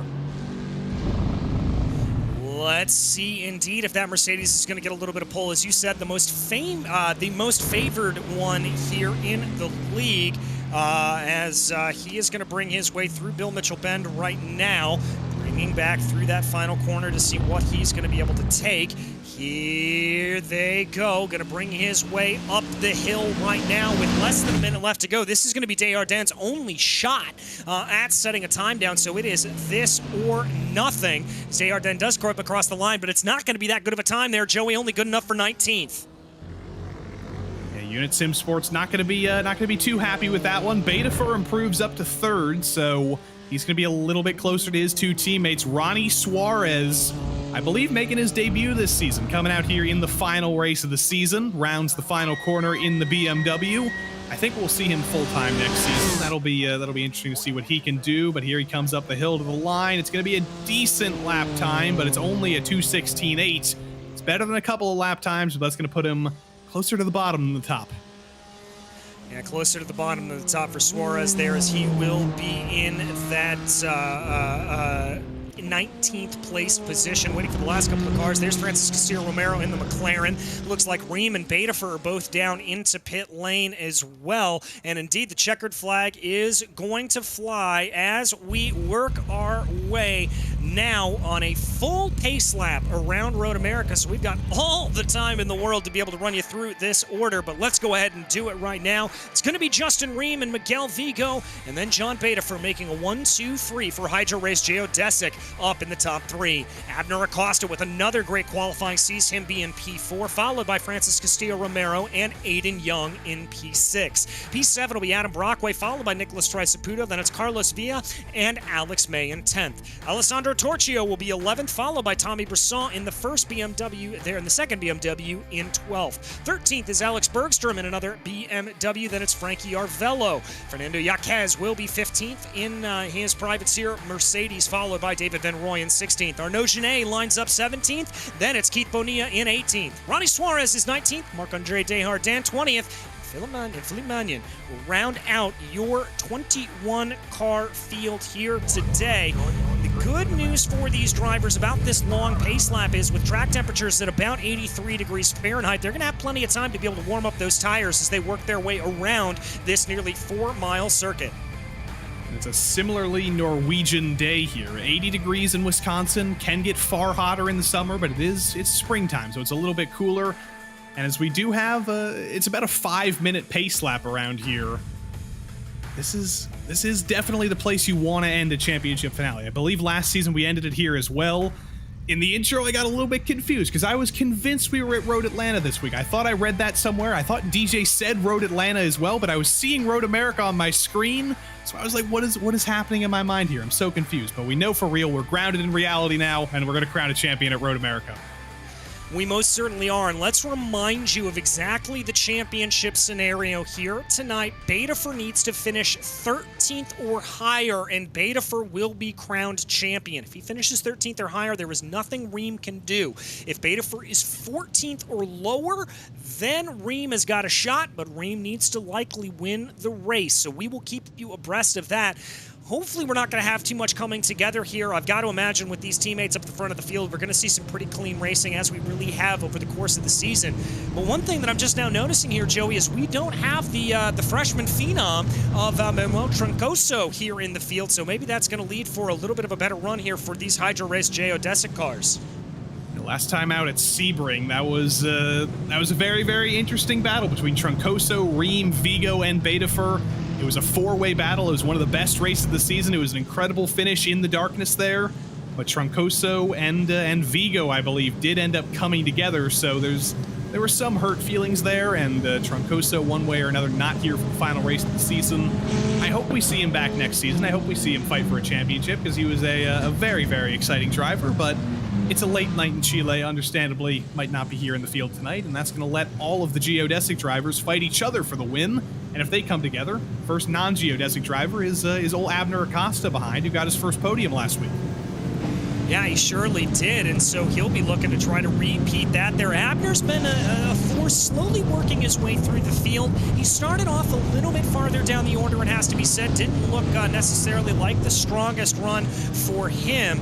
But now as he gets himself around and finds himself fresh off that podium, he's going to be hoping for a little bit of repeat performance. Although it has to be said, he's only one of two Aston Martins in the field, so he's certainly got his work cut out for him here tonight. See a little bit of tire saving there, or tire warming rather, for Aiden Young and for Francis Castillo, both just doing everything they can here to make sure that once we get to racing temperature, that once we get to racing time, in only about a couple corners time, they'll be fully warmed up. You don't want to be on cold tires in a GT4 car because that is understeer city, and it is a very, very slow pace lap here. The iRacing pace car is pretty far ahead. Reem and Vigo have really packed up the pack here. I think they're finally catching now, but it was a very, very slow first half of the lap. Yeah, very slow first half of the lap, and I wonder if that was maybe just trying to get a little bit of heat into the brakes here of some of these cars, trying to be able to do a little bit of stop-start there on the brakes to see if that was going to help any of the running here. But now it looks like they are fully formed behind the pace car. Again, it is going to be Reem and Vigo that start things off here. Reem will have control of the field as they come up out of turn 14. Be interesting to see what he is able to do with that, how he is able to take that, and if he's going to get a big jump on the field, as that is certainly possible, is something you can do here when you talk about racing around this Road America circuit, and indeed starting on this Road America circuit. Not the shortest of runs down into turn 1. Right now, here they come through Bill Mitchell Bend, getting their way along, letting that pace car run up the road from them a little bit more, trying to see what they are going to be able to get here as they come through turn 14, lining up onto the straightaway, getting themselves ready to be able to bring their way on to the start-finish straightaway. Here they go. Reem and Vigo up at the front of the field. Reem waiting for this signal to go. He's going to hold the field a little bit longer. Vigo lets him go as the green flag flies, and we are racing here in Road America. It's a good getaway there for Reem, and even better one for John Betafor, who's able to get to the outside there of Miguel Vigo. Abner Acosta now trying to be able to look at a move here on that Mercedes, but he's going to be boxed in. The first five going to be in single file order going down into turn 1. Looks like a little bit of a push farther back down in the field from Carlos Vila. He was going to be a little bit offline, but we're through turns 1 and 2 cleanly. We are, but it starts to get to the pinch point here into turn 3. Some drivers like to send some late moves through there. Looks like we're still clean though. Fernando Jaquez and I think Ronnie Suarez tried to jump the middle of the pack on the initial start there. They were they were scuppered by the fact that Justin Ream did wait quite a while to get on the throttle, so they weren't able to jump the start. Here we go, under braking into turn 5 for the first time. Looks like everybody's happy to continue to run single file up front. Yeah, I wouldn't be surprised if we see some fuel-saving strategy here out of these drivers in the lead. Big pile-up in behind. Big pile-up. Bergstrom, Arvello, Brisson, Suarez all involved in it. It was an absolute parking lot at the edge of turn 5. And it's like all BMWs. This is a BMW disaster at the back of the field. It is literally all BMWs. There was no non-BMW involved in that. When we get a replay of that, you're just going to see Alec Bergstrom, Tommy Brisson, Frankie Arvello, and Ronnie Suarez just tripping over each other into turn 5. It's always a pinch point, but somebody at the BMW hospitality tent is not going to be too happy right now. No, they are certainly not. As we take a look here at, I believe that was Carlos Vila, as now cars fly their way through the ever-fearsome kink right now. Vila holding onto the back. Let's take a look here back at the replay of exactly what happened going down into that braking zone. That's the number 25 there that looked like he just kind of got a little bit spun around. Excuse me, that's the 26 of Yaquez. He looked like he got tapped a little bit by that white BMW to the outside of it. Suarez was way too late in the brakes. He just comes piling in there, and there was no way he was getting that stopped. He tried to take it to the grass to stay out of people's way, but there was no way. Unfortunately, that's not the way you want to make your debut with the golden bowling ball. No, certainly is not. He's going to be making no friends here early on, but friends up at the front of the field are friends through and through, as that is your leaders of Ream, Betafer, and Vigo streaking across the line. Abner Acosta holding in behind. Here comes a little bit of a look maybe from Betafer. He's going to tuck up behind Justin Ream, but he's not going to go for the move. Again, I really and truly think we are going to see fuel saving here out of these top 3. And I'm going to say fuel saving a couple more times because that's been the meta of this whole season, of every season of this GT4 series. These guys have figured out the optimal strategy here. The way to go is not to go everything out here with 37 minutes to go in the race. The move is not to fight as hard as humanly possible, because that's just going to slow you down. That's going to allow everybody else to get in on the fight as well. But if you are just going to save a little bit of fuel here, if you are Betafer, you'll have an advantage once the pit stops come around. If you're Vigo, you might have even more of an advantage running third in line. And in this GT4 series, we've learned that it's at times can be easier to make a move in the pits than it can be on track. Yeah, it certainly can. The big unknown with that, though, is going to be Road America. We have been to a couple of circuits where it's a little bit difficult to make an overtake. Road America certainly not one of those, so we'll have to see how that plays itself out. We do have a pretty big train here that is being led by Ream up at the front of the field all the way back to P12, or P11 rather, with Alessandro Torchio. All those drivers, about 4.2 seconds separating that top 11, and then Genet is the first driver there to be a little bit farther back. Take a look, though, at Betafer right now as Vigo looks like he's got a good run coming out of the carousel. He's going to put some pressure onto the back of Betafer and try to see if he's maybe able to get a move here going down into Canada Corner as they fly their way through the kink. Let's see, is there some team orders at Alpine Stars Geodesic, or is the Vigo Viger going to be matched here? Under braking into Canada Corner. Nope, looks like he's just fine, but there's a little bit more of an argument. Oh dear, Marc-Andre Desjardins, and that was with Ronnie Suarez again. A little bit of an argument coming down the hill into turn 8 ends in Marc-Andre Desjardins not being able to brake on the grass, and poor old Tommy Brisson had nowhere to go there, and he just got nuclear missiled. Yeah, and it looks like Brisson and Desjardins have both come down into pit lane here at this point, so they've taken a tow and moved themselves in. We can safely assume that that is pretty much going to put them out of contention here today. Little bit of a chase, potentially. Abner Acosta finding himself under a little bit of pressure here from Francis Castillo-Romero in the number 96 McLaren as they dive down into turn 1. Francis Castillo-Romero going to back off a little bit, not going to make the push. Interesting, by the way, that the driver at the back of this big train, Alessandro Torchio, just set the fastest lap of the race, so clearly that big draft helping out the number 73 as they now work their way through turn 3 onto this long straightaway that also has the Marine sweep on it. Interested to see if we're going to see any moves, as now it looks like Abner Acosta's in the catbird seat. He's going to be able to make a little bit of a play. He might, and I think, is he going to try and break things up here? Looks like he's not going to go for it. Vigo goes for a little bit of a block to the inside, just in case Abner was thinking about it, but Abner is a very, very smart driver, and like we always say, he's a driver who has spent a lot of seasons on the NASCAR side of things in the PRL. He's won championships in both the Cup Series and in the Truck Series. He was the playoff champion in both of them in 2020. but he started on the road courses. He started doing GT3 racing, open wheel racing in the PRL, decided to come back to the roadside this season, had a little bit of a learning curve getting back to this, but he has learned this very, very well once more. You don't lose skill like that, and now we find him at a place where NASCAR runs Road America, so it's understandable. He's very, very comfortable here. Yeah, very comfortable indeed, and he looks very good, and he certainly is going to be keeping up the pressure here. A little bit of an ebb and a flow. We'll have to talk to these drivers again at the end of this race to see just how much fuel saving was going on here. The way this train is playing itself out, I think that's a big, big story here.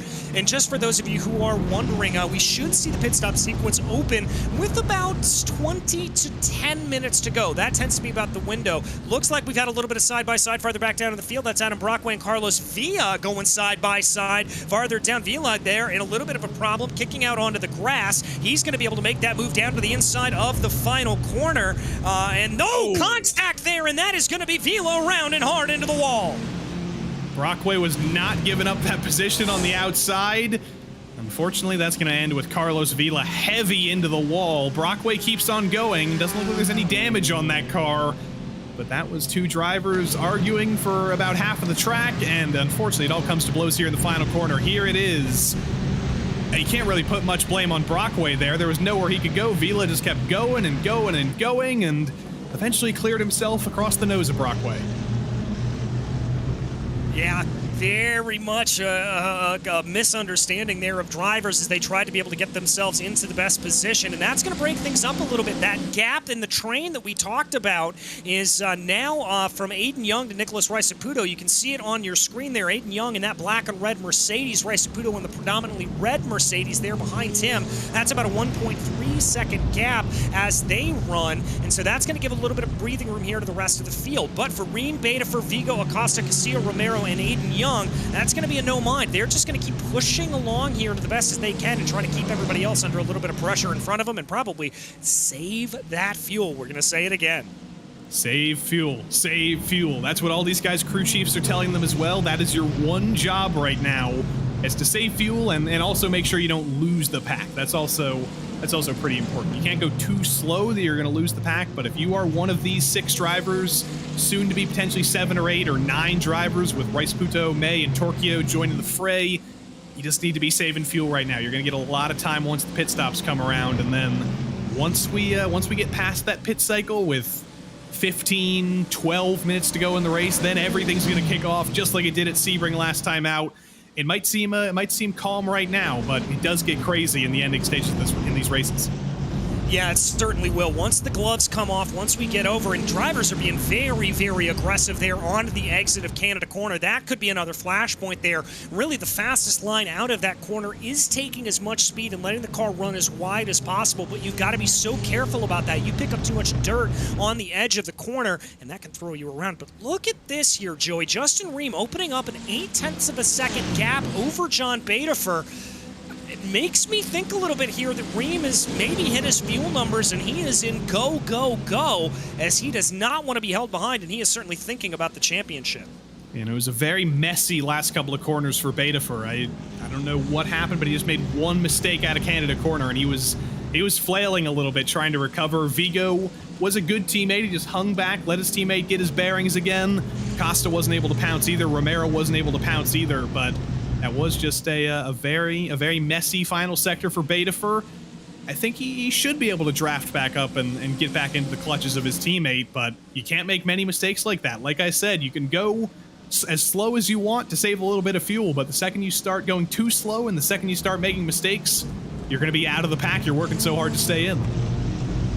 Yeah, exactly. You've got to find that balance between aggression and passivity, really, that constitutes a good racing lap. Whether you're here at Road America or any other circuit around the world, you have got to make sure you are able to find that balance. I want to give a little bit of credit here to Alex May, who's been able to close the gap ever so slightly back to Nicholas Riceputo. That gap now holding at 1.2 seconds, as Riceputo has really put in some good times to be able to make that now a 7-car train. Here is Alessandro Torchio holding on to the back of everybody. Remember, Torchio had the fastest lap of the race not too long ago. He now finds himself behind Alex May as they try to close in on the back of this 7-car train up the front of the field. I did some research on Alessandro Torchio. He did respond to our survey at the beginning of the season, but I've learned more about him. He is a Mexican superbike champion in real life. So that is it's a diverse field of drivers in the PRL. There's people who do all sorts of things for work in the real world. There's people who just come in here for fun. There's people who are pro sim racing drivers, and there's people like Alessandro Torchio who used to race motorcycles in real life. There's so many of these stories. And there's no shortage of them, and I think that might be the best one in the field. Yeah, I think it might be as well. I was not aware about that, about Alessandro, but some good information to have. By the way, we mentioned on the last lap that Ream's gap to Betafor had expanded up to 0.8 of a second. It's now, as you can see on your screen, under 0.4 as they cross over the start-finish line to start on lap number 6. A quarter of the way down in this race with about 11.5 minutes on the clock. Still 28.5 minutes left to go. Again, we anticipate those fuel stops firing off in about 8 to 28 minutes time, so we'll see how they're able to do it. But again, we're seeing a lot of good patience here out of these drivers, Joey, and I'm very impressed. I know I always struggle with that a little bit of trying to keep my aggression in tow, but clearly these drivers are able to do just that, and they are hitting their fuel numbers exactly as they want to. Yeah, that's why we're in the booth. You talk about combining passivity and aggression. Unfortunately, I'm just going to call that passive aggression, and I can't do that. So that's why we're in the booth here. That's why we're not in this race. Both of us have been spat out of the PRL because it takes a lot of practice to be in this series. I've learned that personally. You have to practice so hard, and the fields in the PRL get so much better season by season, and that is shown in this GT4 Fix series here. As we've got a little bit of side-by-side between Arnaud Genet and Fernando Jaquez.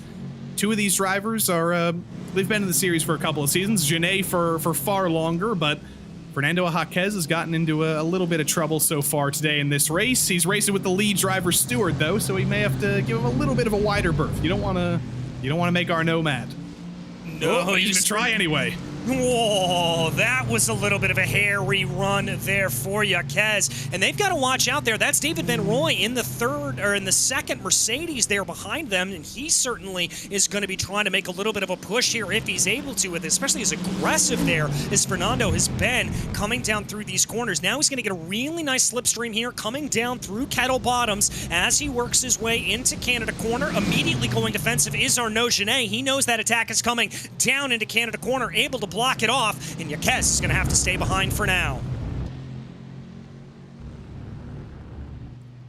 Jaquez is showing all the aggression he can. He is not racing Arnaud differently than he would anybody else, which is good to see. We don't want people to race Arnaud any differently. It does become a conflict of interest when he does get involved in incidents. They have to break out the other driver, Stewart J.R. Williams, to solve things like that.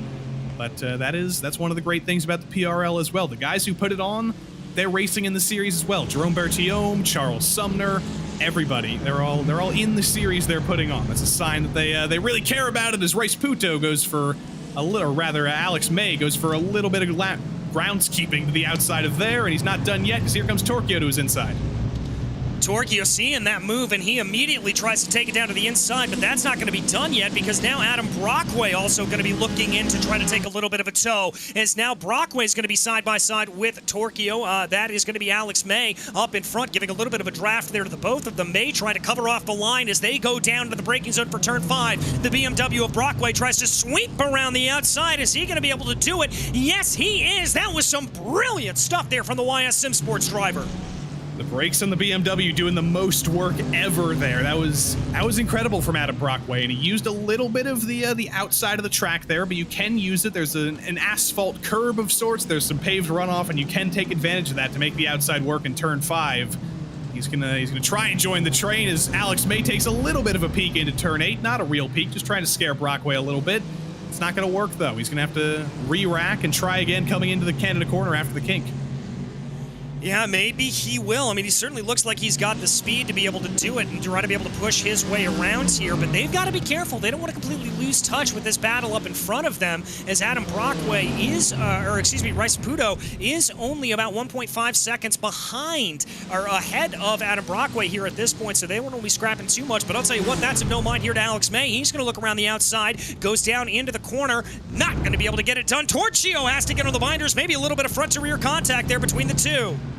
You can see Torchio backing out of it, letting Alex May hold the position. That is a sportsman-like thing to do.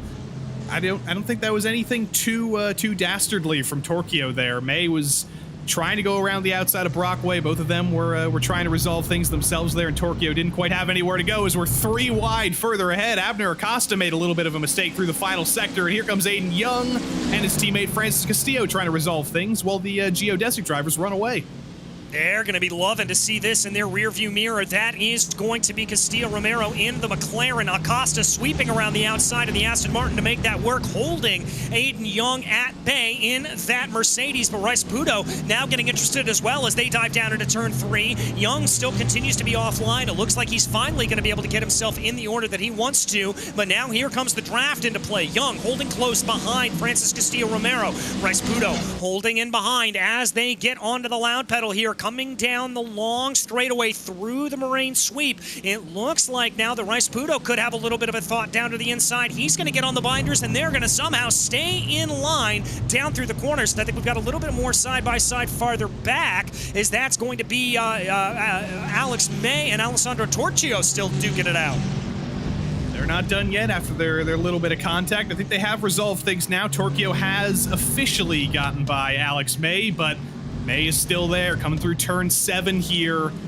Torchio's been wide here a couple times, barely clips the grass, but he's okay. May trying to get a little bit of a run. He's taken some peeks into turn 8 a couple times, but that time a little bit more conservative, just stays in line.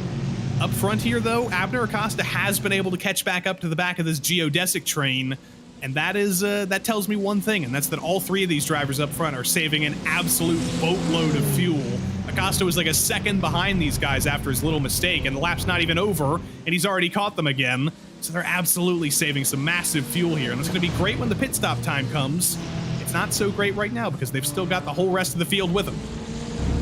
Yeah, they certainly do, so it's not like they're able to absolutely go hammer and tongs here at this point, but they are certainly going to have to try to be able to do something that they can. I've got to give massive credit here to Abner Acosta. You mentioned that these geodesic drivers may be doing a little bit of fuel saving amongst them, but still, to have the outright pace of Acosta to be able to catch up to the back of them is nothing to shake a stick at. As we come across the line here, relatively about at the halfway point, so about 22 minutes left to go in the race, but certainly here, this top 3 continue to lead the way, and we've got our first taker down pit lane. That's going to be Yaquez. Fernando Yaquez, final pit stop of the season here. This is pretty scheduled, about halfway in the race. Time says it should be about 18 laps or so. This is on lap number 9, so it makes sense to just split the race directly in 2. He's not going to have any traffic back there. He might have a little bit of damage to get fixed from that lap 1 incident, but other than that, he should be fine. I still don't think we're going to see these guys up front come in for a little while longer. They tend to go for as long as they can. It's a little bit of a peek to the outside for John Betafer. Is this the sign that we're about to, or a peek to the outside for Justin Ream, rather? Betafer peeks to the inside. I thought that was going to be a change for the lead. Maybe they've saved enough fuel and they're going to start fighting, but no, they stay back in line. Yeah, they're going to stay back in line. They're also interesting going down into turn 5. That was Miguel Vigo taking a very defensive line, clearly trying to play a little bit of rear gunner to prevent Abner Acosta getting ahead. I wonder if these drivers are starting to be concerned a little bit by the pace of Acosta, by the pace of Francis Castillo Romero, or if they just know that they're in full fuel save mode and, well, you've got to do it. Oh, there's a mistake out of Ream, and Betafer's going to move his way up into the lead. Got to think, are we going to do team orders here? How do we resolve this without slowing each other down too much? They're side by side through the carousel. Both McLarens a little bit wide for Justin Ream on the or for John Betafer on the outside rather, but he was wide enough to be able to clear Ream. He's back into the lead. They're back single file, but that has checked this pack up a ton again. And the hard point by Delta Sport drivers have joined the fray, and Justin Ream still has to go defensive on his teammate Vigo into Canada corner. Certainly does, but it's not going to come to anything here at this point. They are going to stay in single file order as they work their way out of Canada. Let's see what they're able to do here at this point. They're going to come across through Bill Mitchell Bend right now. As you said earlier, Joey, don't really anticipate any of these drivers coming down into pit lane, but the pit window is open at this point as we are under the halfway mark, and indeed, Beta for Ream, Vigo, Acosta, Castillo, Romero, Aiden Young, Rice, Saputo, Brockway, and May, none of them are going to come down into pit lane. And you might think, this looks like a lot of traffic. At Rudskogen last time out, you were saying, well, they should get out of traffic. They should do the undercut by pitting and getting in clean air. But getting in clean air in this style of racing, when you're in a pack like this, when you're using the draft, it's not going to help you. These guys are running very, very fast lap times. It's not like they're holding each other up running like this. So if you were Adam Brockway, for example, and you said, you know what, I'm going to pit, I'm going to get out of this traffic here, I'm gonna see if I can pass any of them while they're all holding each other up. He's not going to be able to do that. He is running faster right now with the draft of this train than he would be in clean air, so you're in sort of a prisoner's dilemma here for all 8 of these drivers. You want to come into the pits, you want to separate yourself somehow to make up some spots, but if you put yourself on your own, you're falling to the back of the pack. Yeah, exactly, and losing the draft around here could be pretty massive, so I wouldn't be surprised if we see a couple of these drivers really opting to pit in a big group. I wouldn't be surprised, for example, if we see the Hydro Race Geodesic team all coming in en masse, but that strategy should play itself out a little bit later. I want to give some credit there to the back there for Bergstrom, for Adam Brockway, who's been able to hold on to the back of this, now making this an 8-car train. That BMW, after really escaping the battle that was between Alex May and Torchio and Van Roy and that whole scrap, he's now been able to find his way forward. Vigo, though, getting a good run here out of the carousel. He's going to have a little bit of a pull onto the back of Justin Ream as they work their way down towards the kink. Here we go, Mercedes versus McLaren, Hydro Race Geodesic versus Hydro Race Geodesic. Looks pretty familiar to how it did a little bit earlier when John Betafer was able to pull that little bit of a gap, but I don't think Vigo's going to go for it. He's just a little bit to the inside, just making sure that Justin Ream can see him in his mirrors. Still not going for the actual attempt, though. But once the pit cycle kicks off, I think Miguel Vigo is going to be a very interesting driver to watch because his 2 teammates, they're both fighting for the championship, even if Betafer is basically the champion-elect. But both of his teammates have won races this season. Miguel Vigo has not won a race this season. He definitely wants to change that as here comes the second half of the train, led by Romero. Yeah, Francis Castillo Romero, Aiden Young, Nicholas Rice-Sapruto, Adam Brockway, Alex May, Alessandro Torchio, David Van Roy, and Arnaud Genet all popping down into pit lane here at this point. It is only Beta for Ream, Vigo, and Acosta that have been able to stay out. Absolute amazing fuel saving there from them, and not exactly unsurprising. But we'll keep our eyes here on the battle coming down into pit lane, as this is a very, very long pit lane, Joey. It's excruciatingly long, and it's difficult to get it down to pit speed as well. So it is possible to get a pit lane speeding penalty here if you're too late in the brakes. Adam Brockway does not get a penalty, but he was crawling into his box, so it's going to be a not a great run through the lane for Brockway in that BMW. But now we wait for all the fuel to be put in. We wait to see those fuel numbers. Looks like Rice-Puto has the shortest stop of anybody, but it's 19 seconds for Castillo, 21 seconds for Aiden Young, so that's a lot of fuel spent for Aiden Young, and because of that, he's going to fall to the back of the train. Yeah, going to fall to the back of the train there, as they aren't going to be able to make any of that work. Right now, I'll tell you what is working for these drivers, Beta for Ream, Vigo, and Acosta. They are going to continue on here at this point as they work their way down. A little bit of a dirt kicked up there from Beta for up at the front of the field. Got to imagine we're going to see all of them coming down into pit lane here on this lap. If not, we're going to have to inspect those cars for an extra tank of fuel to see if they're able to get their way back through. But the battles have broken up here a little bit farther back down. It does look like there's a mini train between Rice-Puto, Brockway, and Young. Torchio is also leading another mini train between himself, May, and Yaquez. But we're going to keep our eyes here on these leaders as they come down into the Canada corner right now, getting onto the binders. That's going to bring them down through the corner here. As they come up through Bill Mitchell Bend, are they going to peel off down into pit lane? Do they have an extra gear to be able to save this? And are they going to be able to do anything? Let's see. Does the 67 follow suit to what we've seen from everybody else? Does he come down into pit lane? Yes, he does. Ream, Vigo, and Acosta, everybody coming on in. A very late decision for Betafur, but I think that was just a little bit of a dummy. Everybody gets on the brakes here. Vigo, very, very aggressive on the brakes coming into the pit commit cone there. Gets it slowed down, though, for pit lane. And now we wait. Remember those numbers from the previous pit stops. Castillo was in the box for 19 seconds. That's also what RaceSpotTV and Brockway did. That's basically the average for the whole field. These guys up front, especially the Hydro Race geodesic drivers, we know they are fantastic at saving fuel. We know Abner Acosta can be good at saving fuel in his day as well, but he's definitely exhausted some more than these other guys here. But now we wait. We sit and watch the clock. That's all we can do, and all these drivers are hoping their stops are as short as possible. Yeah, they certainly are as the clock ticks away here. Betafur 16.3, Vigo 14.7. Wow, that is not only the fastest stop we've seen here today, but that is going to allow for Miguel Vigo to jump his way up into the lead of this race. That's what being third in line can do for you, I guess. He saved more fuel than anybody. He was in the box for 2 less seconds than both of his teammates. On one hand, that could be fantastic fuel saving for a guy who was just riding in third the whole time. On the other hand, remember what happened about 30 minutes ago with Justin Ataconis? It may have been an underfuel for Miguel Vigo, but I don't know. It's a Mercedes versus a McLaren. There could have been a difference in strategy for the Hydro Race geodesic teammates. I don't know. But as always, it's a tentative decision to be that short on fuel. See if it can last for 13 minutes.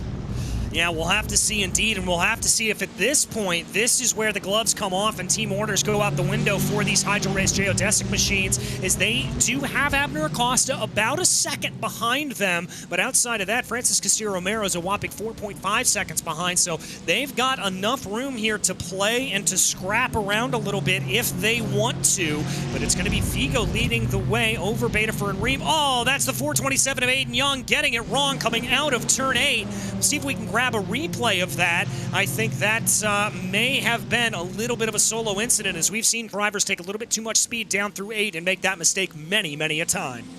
I don't know if he got any help, but here it is up over the top of turn 6, already getting a little bit of oversteer, and then he clips the grass for good measure. And there are some very, very hard concrete walls at Road America. They're very hard to avoid. There was nothing Aiden Young could have done there other than not clipping the grass, but by the time he did it, he was out of luck. Yeah, completely out of luck there, and that's going to be able to take that away from him. But Vigo continues to lead up at the front of the field. 12.5 minutes or thereabouts left to go on the clock.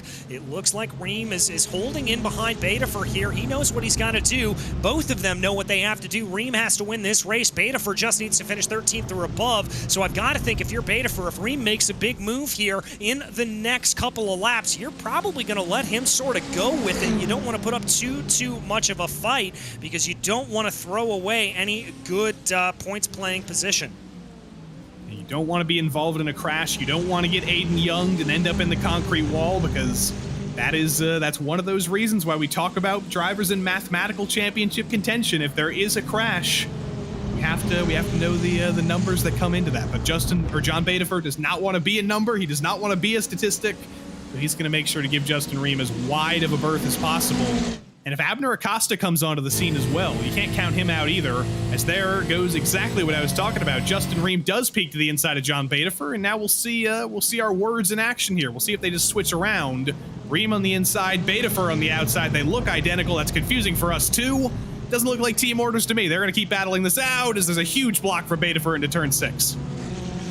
Huge block from Betafur to be able to keep Reem at bay, and that's now going to allow for Abner Acosta to close into the back of this. He's only a 10th of a second behind Justin Reem. Could this been maybe a little bit of a mistake there out of Justin Reem to try to go for that move? Acosta's not going to make the move down into turn number 8. He's going to keep things in line there, but that did look like John Betafur kicked up a little bit of dirt on the outside of the corner. He's going to be able to keep things together with no real problems there for him as they now work their way through the carousel, trying to finagle their way around that high draft area, and here they come now down through the kink. It looked like Betafur actually took a defensive line. They're going to be 1, 2, 3. I think we're in move for a big move here. Reem immediately moves to what will be the inside, going down into Canada corner. That's not going to play. Betafur now goes defensive. Acosta trying to look for a run to the outside. All of that is going to come to naught, but here comes Acosta thinking about the outside. Little bit of rear end slip.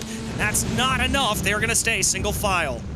little bit of a drift for him. Looks like Francis Castillo has gotten into trouble, I think, through the kink. He's out of the top 10. Bad luck for him in that McLaren in the final race of the season.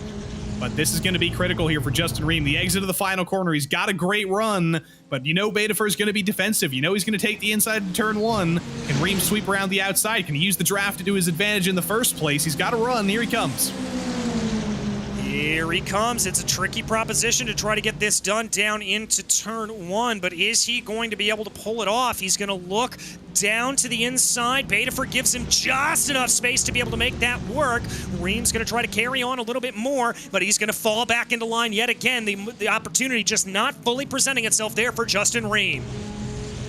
And Vigo was very early on the brakes into turn 1, so I'm starting to think Justin Atacona's thoughts and think if he's saving fuel as well.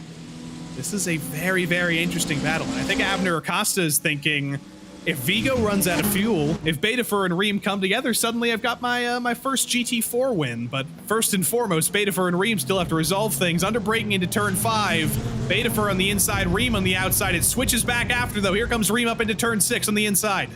That's going to be a tall proposition for him to make, but he's going to stick it down into the corner of turn 6, side by side as they come off of the line now. Betafer trying to hold off the attack from his teammate. Ream's going to go around the outside there of turn 7, gives him just enough space, doesn't run him over the grass. Abner Acosta looking in hungrily behind. Which lane does he choose? Ream down to the inside of 8, and Ream has got the position away from his teammate.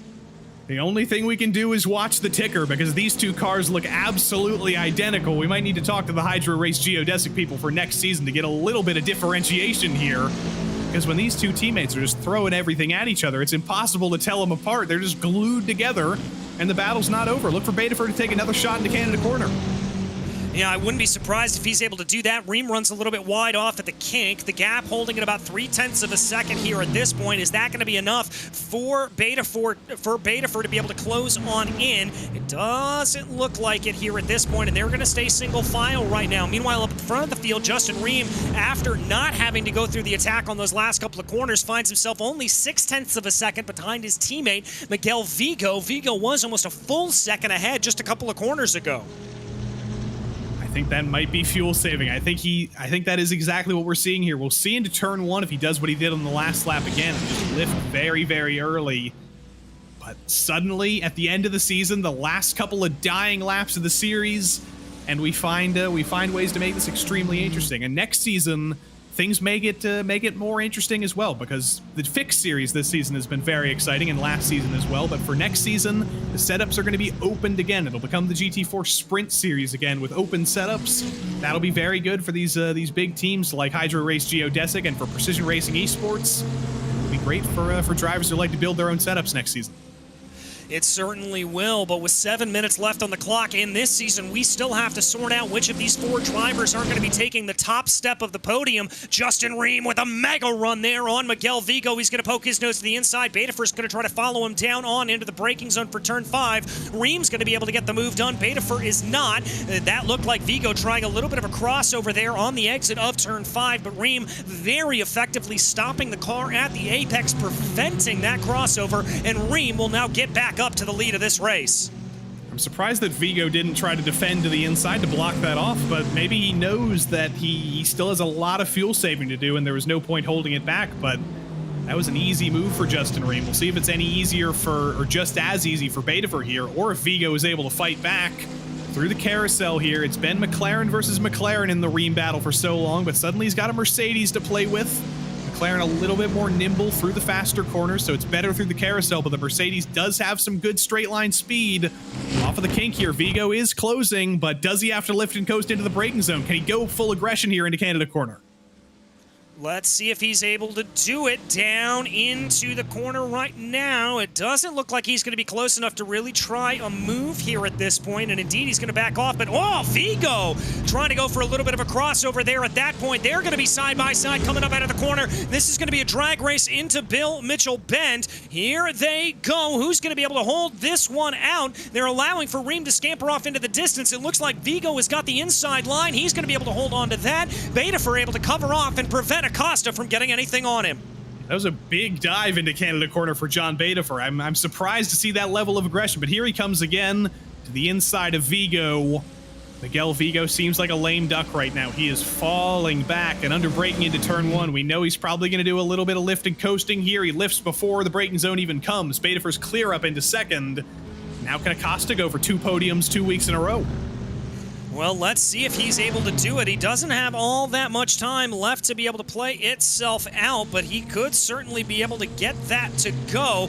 He's just got to play this patient, and I'm wondering here at this point with Vigo falling down the order so much, if maybe that quick pit stop came back to bite him, and he's having to do a little bit of extra fuel saving here. That was maybe something that we talked about, but right now, it's going to be Acosta in the catbird seat, going and taking a defensive line. There is Miguel Vigo down into turn 5. Acosta's just going to run the normal racing line and try to cut down to the inside. There is Vigo is off the mark, and there's Acosta up into third. Yeah, Vigo's been too early on the brakes before, saving a little bit of fuel, lifting and coasting. That time he was too late in the brakes. Nothing seems to be going right for Miguel Vigo, and for a guy who came out of the pits in the lead of this race, wanted to get his first win, wanted to finally beat his 2 teammates, looks like he's not even going to get a podium for his efforts now. No, he's not, and I think the biggest thing here out of all of this, outside of Abner Acosta angling for his 2nd consecutive podium, is look at the gap up at the front of the field here. Joey Ream has pulled out a 1.4-second gap over John Betafer. Could this be the nail in the coffin here for Betafer's chances to win this race? It could be. It's a very, very big gap. Abner Acosta, if anything, looks like the fastest driver of anybody in this pack, but he goes a little bit too wide through the kink. Get it back on track, Abner. He keeps it pointed straight. Very smart to just keep the wheel pointed straight so he didn't lose it there. But that is a driver who's pushing very, very hard, and that could be a critical mistake. That could be Abner Acosta's lost chance for second. Yeah, it certainly could be, as we're not going to have all that much time here. I believe it'll be 2 to go at the stripe for these drivers, and with just as impressive pace as we've seen John Betafer have over the course of this session, we could certainly see it. And now here comes Vigo on the attack, ready to be able to get his way up into that equation. Could we see this come back to play a little bit more? Here they go. Vigo going to be down to the inside, maybe, thinking about it, waiting for it, trying to see what he is able to do. Not going to go for the move here into turn 1, but that certainly doesn't mean that he's not able to make this move done before he goes into turn 5. That Aston Martin seems very, very strong in a straight line, and also on that last lap, John Betafer was 0.2 faster than Justin Ream. That's not going to be enough to catch him, but if he can be a little bit quicker on this lap, if he can get himself within draft range, which should be within a second, he may have a shot at this win. This may not be over. He's got to have an absolutely fantastic penultimate lap here. Yeah, he really does. He has got to make sure he gets absolutely everything right here on this run, as he's now going to try to work his way down into turn 5, trying to see what he is able to get. It doesn't quite look like he's going to be able to take that away here at this point. The gap's still holding at 1.3 seconds. Vigo trying to take that away from Acosta, though, as there's a little bit of a bobble on the exit of turn 6 for Acosta, barely able to keep that one together. And Betafer can throw everything at it now. He's got no reason to be conservative anymore, because look at the timing sheets on the side of your screen. If Betafer crashes, he still finishes 14th, and Justin Ream did not get the pole position point or the fastest lap point, I don't think. So Betafer has basically clinched the championship right now. He can throw everything he wants at this race win if it means he crashes or not. Yeah, he certainly can. The question's going to be is if he is aware of that and he's willing to do that here at this point, but we will have to see exactly what he does. But Betafer 1.2 seconds. He can push. He can push here as they come to the white flag. Vigo not close enough to make the move behind Acosta. Acosta not close enough to make the move behind Betafer. I think this is going to be a very fierce defense here from Betafer on this final lap. That looks like what it's shaking down into. Ream basically just has to bring this thing around for one more lap, and he will take victory. Here we go, out of the final corner. Betafer is in that tantalizingly close position of being 1.1 second back. You're just barely on the precipice of the draft, but he needs to be that little bit closer. Abner Acosta still seems like the fastest of these 3 drivers here, but he has quite the uphill battle. Second might be on his plate. The win is going to be very, very difficult, but Betafer is within 1 second through turn 1. If he can get a great run out of turn 3, he could potentially have a shot at the end of the lap, and he's wide off of turn 1. Wide off of turn 1, but turn 5 is going to be the big crucial point here. Who's able to get the best run coming through turn 3? It looks like Beta for Acosta and Vigo all get through relatively evenly. It looks like the gap, though, is closest between Vigo and Acosta. Is Vigo going to be able to have the run here in that Mercedes-AMG GT4, or is it going to be the Aston Martin Vantage AMG GT4 that is going to be able to pull this away? AMR GT4, excuse me. It doesn't look like they're going to be close enough. They're going to stay in single file, and the tension continues to ratchet up here with just about a half a lap to go. It is rising up over turn 6 here. John Betafer is closing. Acosta's in within a second as well, up over the top of the hill. But Betafer is running out of time. Into turn 8 here for the final time. How late in the brakes can he be? How much more brake life is there in that McLaren? He makes up about 2/10 under braking into turn 8. On exit, Ream gets a little bit wiggly, clips the grass a little bit. This needs to be a perfect carousel for John Betafer. He is tantalizingly close coming off the corner. Yeah, he certainly is. I don't know how he was able to make up all that much time here at this point, as there they go, launching out of the corner. Betafer trying to close in on Ream. Acosta trying to close in on Betafer. Vigo trying to close in on Acosta. It's all to play for. Vigo goes off and wide. That's going to be his chances for a podium, effectively scuppered here as they run their way down into Canada corner. Betafer takes a little bit of a look to the inside. That's not going to be able to play itself out. Ream is going to be able to lead here. Acosta trying to close in behind Betafer again, looking a little bit squirrely as they cross over the line out of the Canada corner. And now it's going to be Ream leading the way by under 0.4 of a second. Acosta trying to take as long of an entry there into the final corner as possible. He's going to be right up behind Betafer. I don't think that's going to be close enough. Ream has got to weave a little bit. Ream's out of fuel. Ream is out of fuel. He slows down. He is out, as that is going to be Betafer coming across the line. John Betafer will win. Acosta second, and look at the teamwork coming from behind as Miguel Vigo gives his teammate a push up the hill. How did Justin Ream run out of fuel? Of all the people, of the 3 Hydro Race geodesic drivers, Justin Ream was the last one I would have expected to run out of fuel coming to the line. Nor I. Oh my goodness, what actually happened there on that running? I don't know if I've ever seen anything like that. My goodness gracious, Joey. I was about to say, you know, it was too little too late for John Betafer. If he had one more lap, he would have been able to get that done. And then somehow, of course the season had to end like that. Of course that ended the most crazy way possible. And Abner Acosta right now is going to be kicking himself, coming home just short. He was so aggressive through the final corner, but there was nothing he could have done. Betafer parked the bus on the apex. Great defense from Betafer, and that's what won him the race and eventually the championship as well.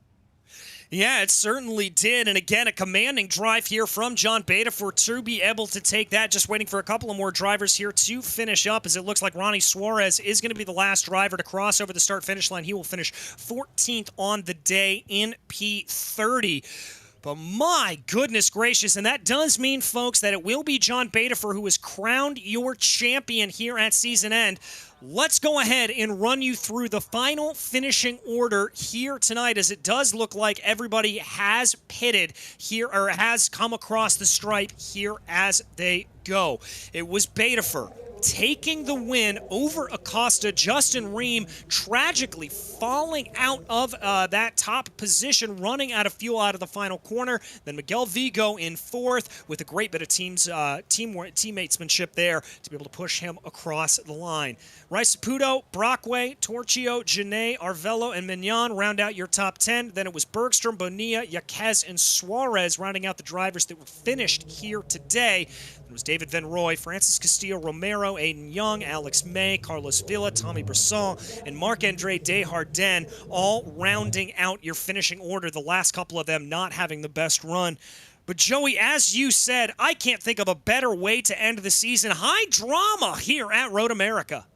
High drama. It's almost like it was scripted. It's almost like the Hydro Race geodesic guys got that script coming into the start of the season. But wow, John Betafer comes in here, one of the great GT4 drivers on iRacing, 7,328 iRating coming into this, as if iRating means anything. And he's got it done in the most spectacular of fashions. What a season, and I think he'll be back next season. I think he'll be back for the open setups, and hopefully that's even better. Well, we can find out because here is your race winner and championship winner as well, John Betaford. John, first and foremost, congratulations on the win. Congratulations on a great championship. It's got to feel pretty good to be raising the trophy. Yeah, it does. It's been a long season, but you know, I think I was on the podium all but one race, so that felt pretty good to stay nice and consistent throughout the whole season. Well, I'm sure it did. And talk to me here a little bit about this race. We've got to go to the end. Justin, running out of fuel there, were you aware that was going to happen? What was the team communication? I don't even think he was aware, so I had no clue. He came out of the last corner and was like, I'm out of fuel, so I went around him.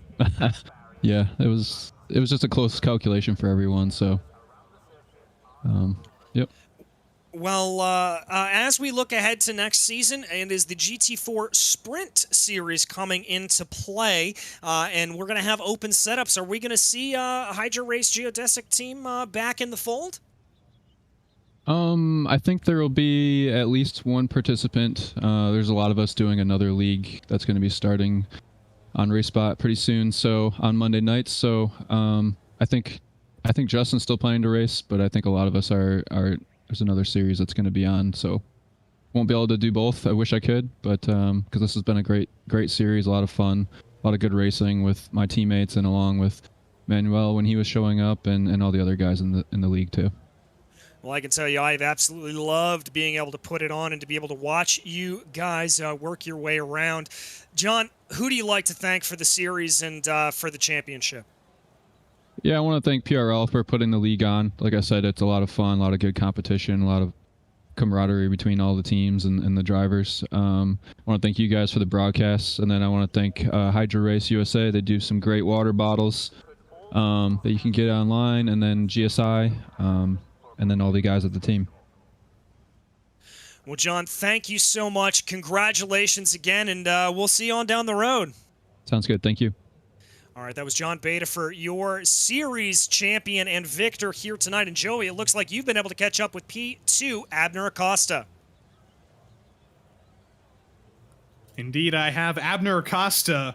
It looked like it was going to be third place coming to the line there, but somehow it ended up being second place. What more did need to happen through that final corner to get that win? Yeah, I honestly knew, like my instinct was telling me that Miguel and John definitely were didn't have enough, just because Miguel went to the back. Like it seemed like it was on purpose. I assume he didn't put enough, so he had to save. And John was losing pace, so I also figured he didn't have enough. So I just knew I needed to get by Reem. I made a small mistake there at the end. I think I could have been a little closer, but I was also struggling in the last turn this whole race, so I just needed to get by Reem. I knew I need to just get by him, and I knew the other two would run out of fuel. But just a little short, but I'll take a second place. So next season, I know you're moving up into the GT3 series, but this was your first foray back into the road stuff for a couple of seasons. How well would you rate yourself at the end of this season, and how much are you going to take into GT3 next season? I mean, considering I had a lot of mistakes, and I got killed in the first two races, but pace-wise, honestly, I'm not where I want to be, but I think I did better than I expected. With the people that were here, I honestly thought at the beginning of the season I would be running like top, like maybe 9th, 10th place. So I got 2 podiums, a couple top 5s. I think I did pretty well. I just need consistency is really important, especially for me. And I think I signed up for too many leagues, but I'm a masochist, so I'm gonna do it next season as well. My goal is to, I know it's going to sound counterproductive to what I'm saying, but it's to practice less and do better while racing a lot more stuff. that will be my dream, that I could just sit down and be good. So I'm just working on that and just trying to have fun, man. I mean, I hate practice, so that sounds like my way of doing things, just racing all the time. That sounds way better. But anyway, Mr. Tire Wizard, congratulations on 2 podiums to end the season, and we'll see you in 3 series as usual next season. I know. I'll see you guys. I definitely need this break. It's a bit. I'm like iRacing out, but yeah, I'll be back next season. I think I'll we see all you do. guys. Abner Acosta, second place at the end of it all, and I think that's going to be a pretty good championship position for him as well after finding his feet at the end of the season. We got one more driver to talk to, DJ. Unfortunately, it's this guy who's a little bit skint on fuel, and he's with DJ. Justin, talk me through that final lap. We heard from John not too long ago. He said that it was almost a bit of a surprise to you that you ran out of fuel. Did you know it was going to be that close? I realized it was going to be that close after a couple laps of the pit stop. I realized that I kind of made a dumb mistake and misclicked my fuel stop. I meant to do 28 liters and did 27. So after a couple laps went by, I started to realize that I was going to be a little short. So I basically just tried to save a little bit, and then I had a battle with John. And then basically once I kind of got in front and noticed I had a little bit of a gap, I just tried to save a little bit of fuel, but it just wasn't enough. Well, I got to say, it was some great teammate viewing there between yourself and Miguel coming across the line with him pushing you up and over.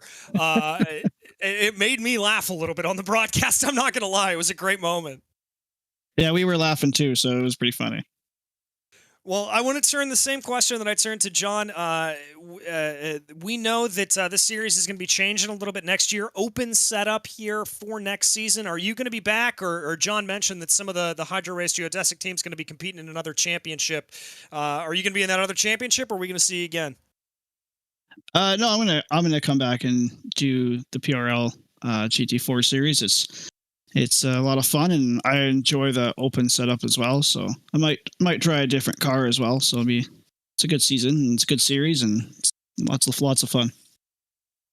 It is indeed. And well, Justin, you know how it goes. Who'd you like to thank for this fourth place here tonight? Third place here tonight, excuse me.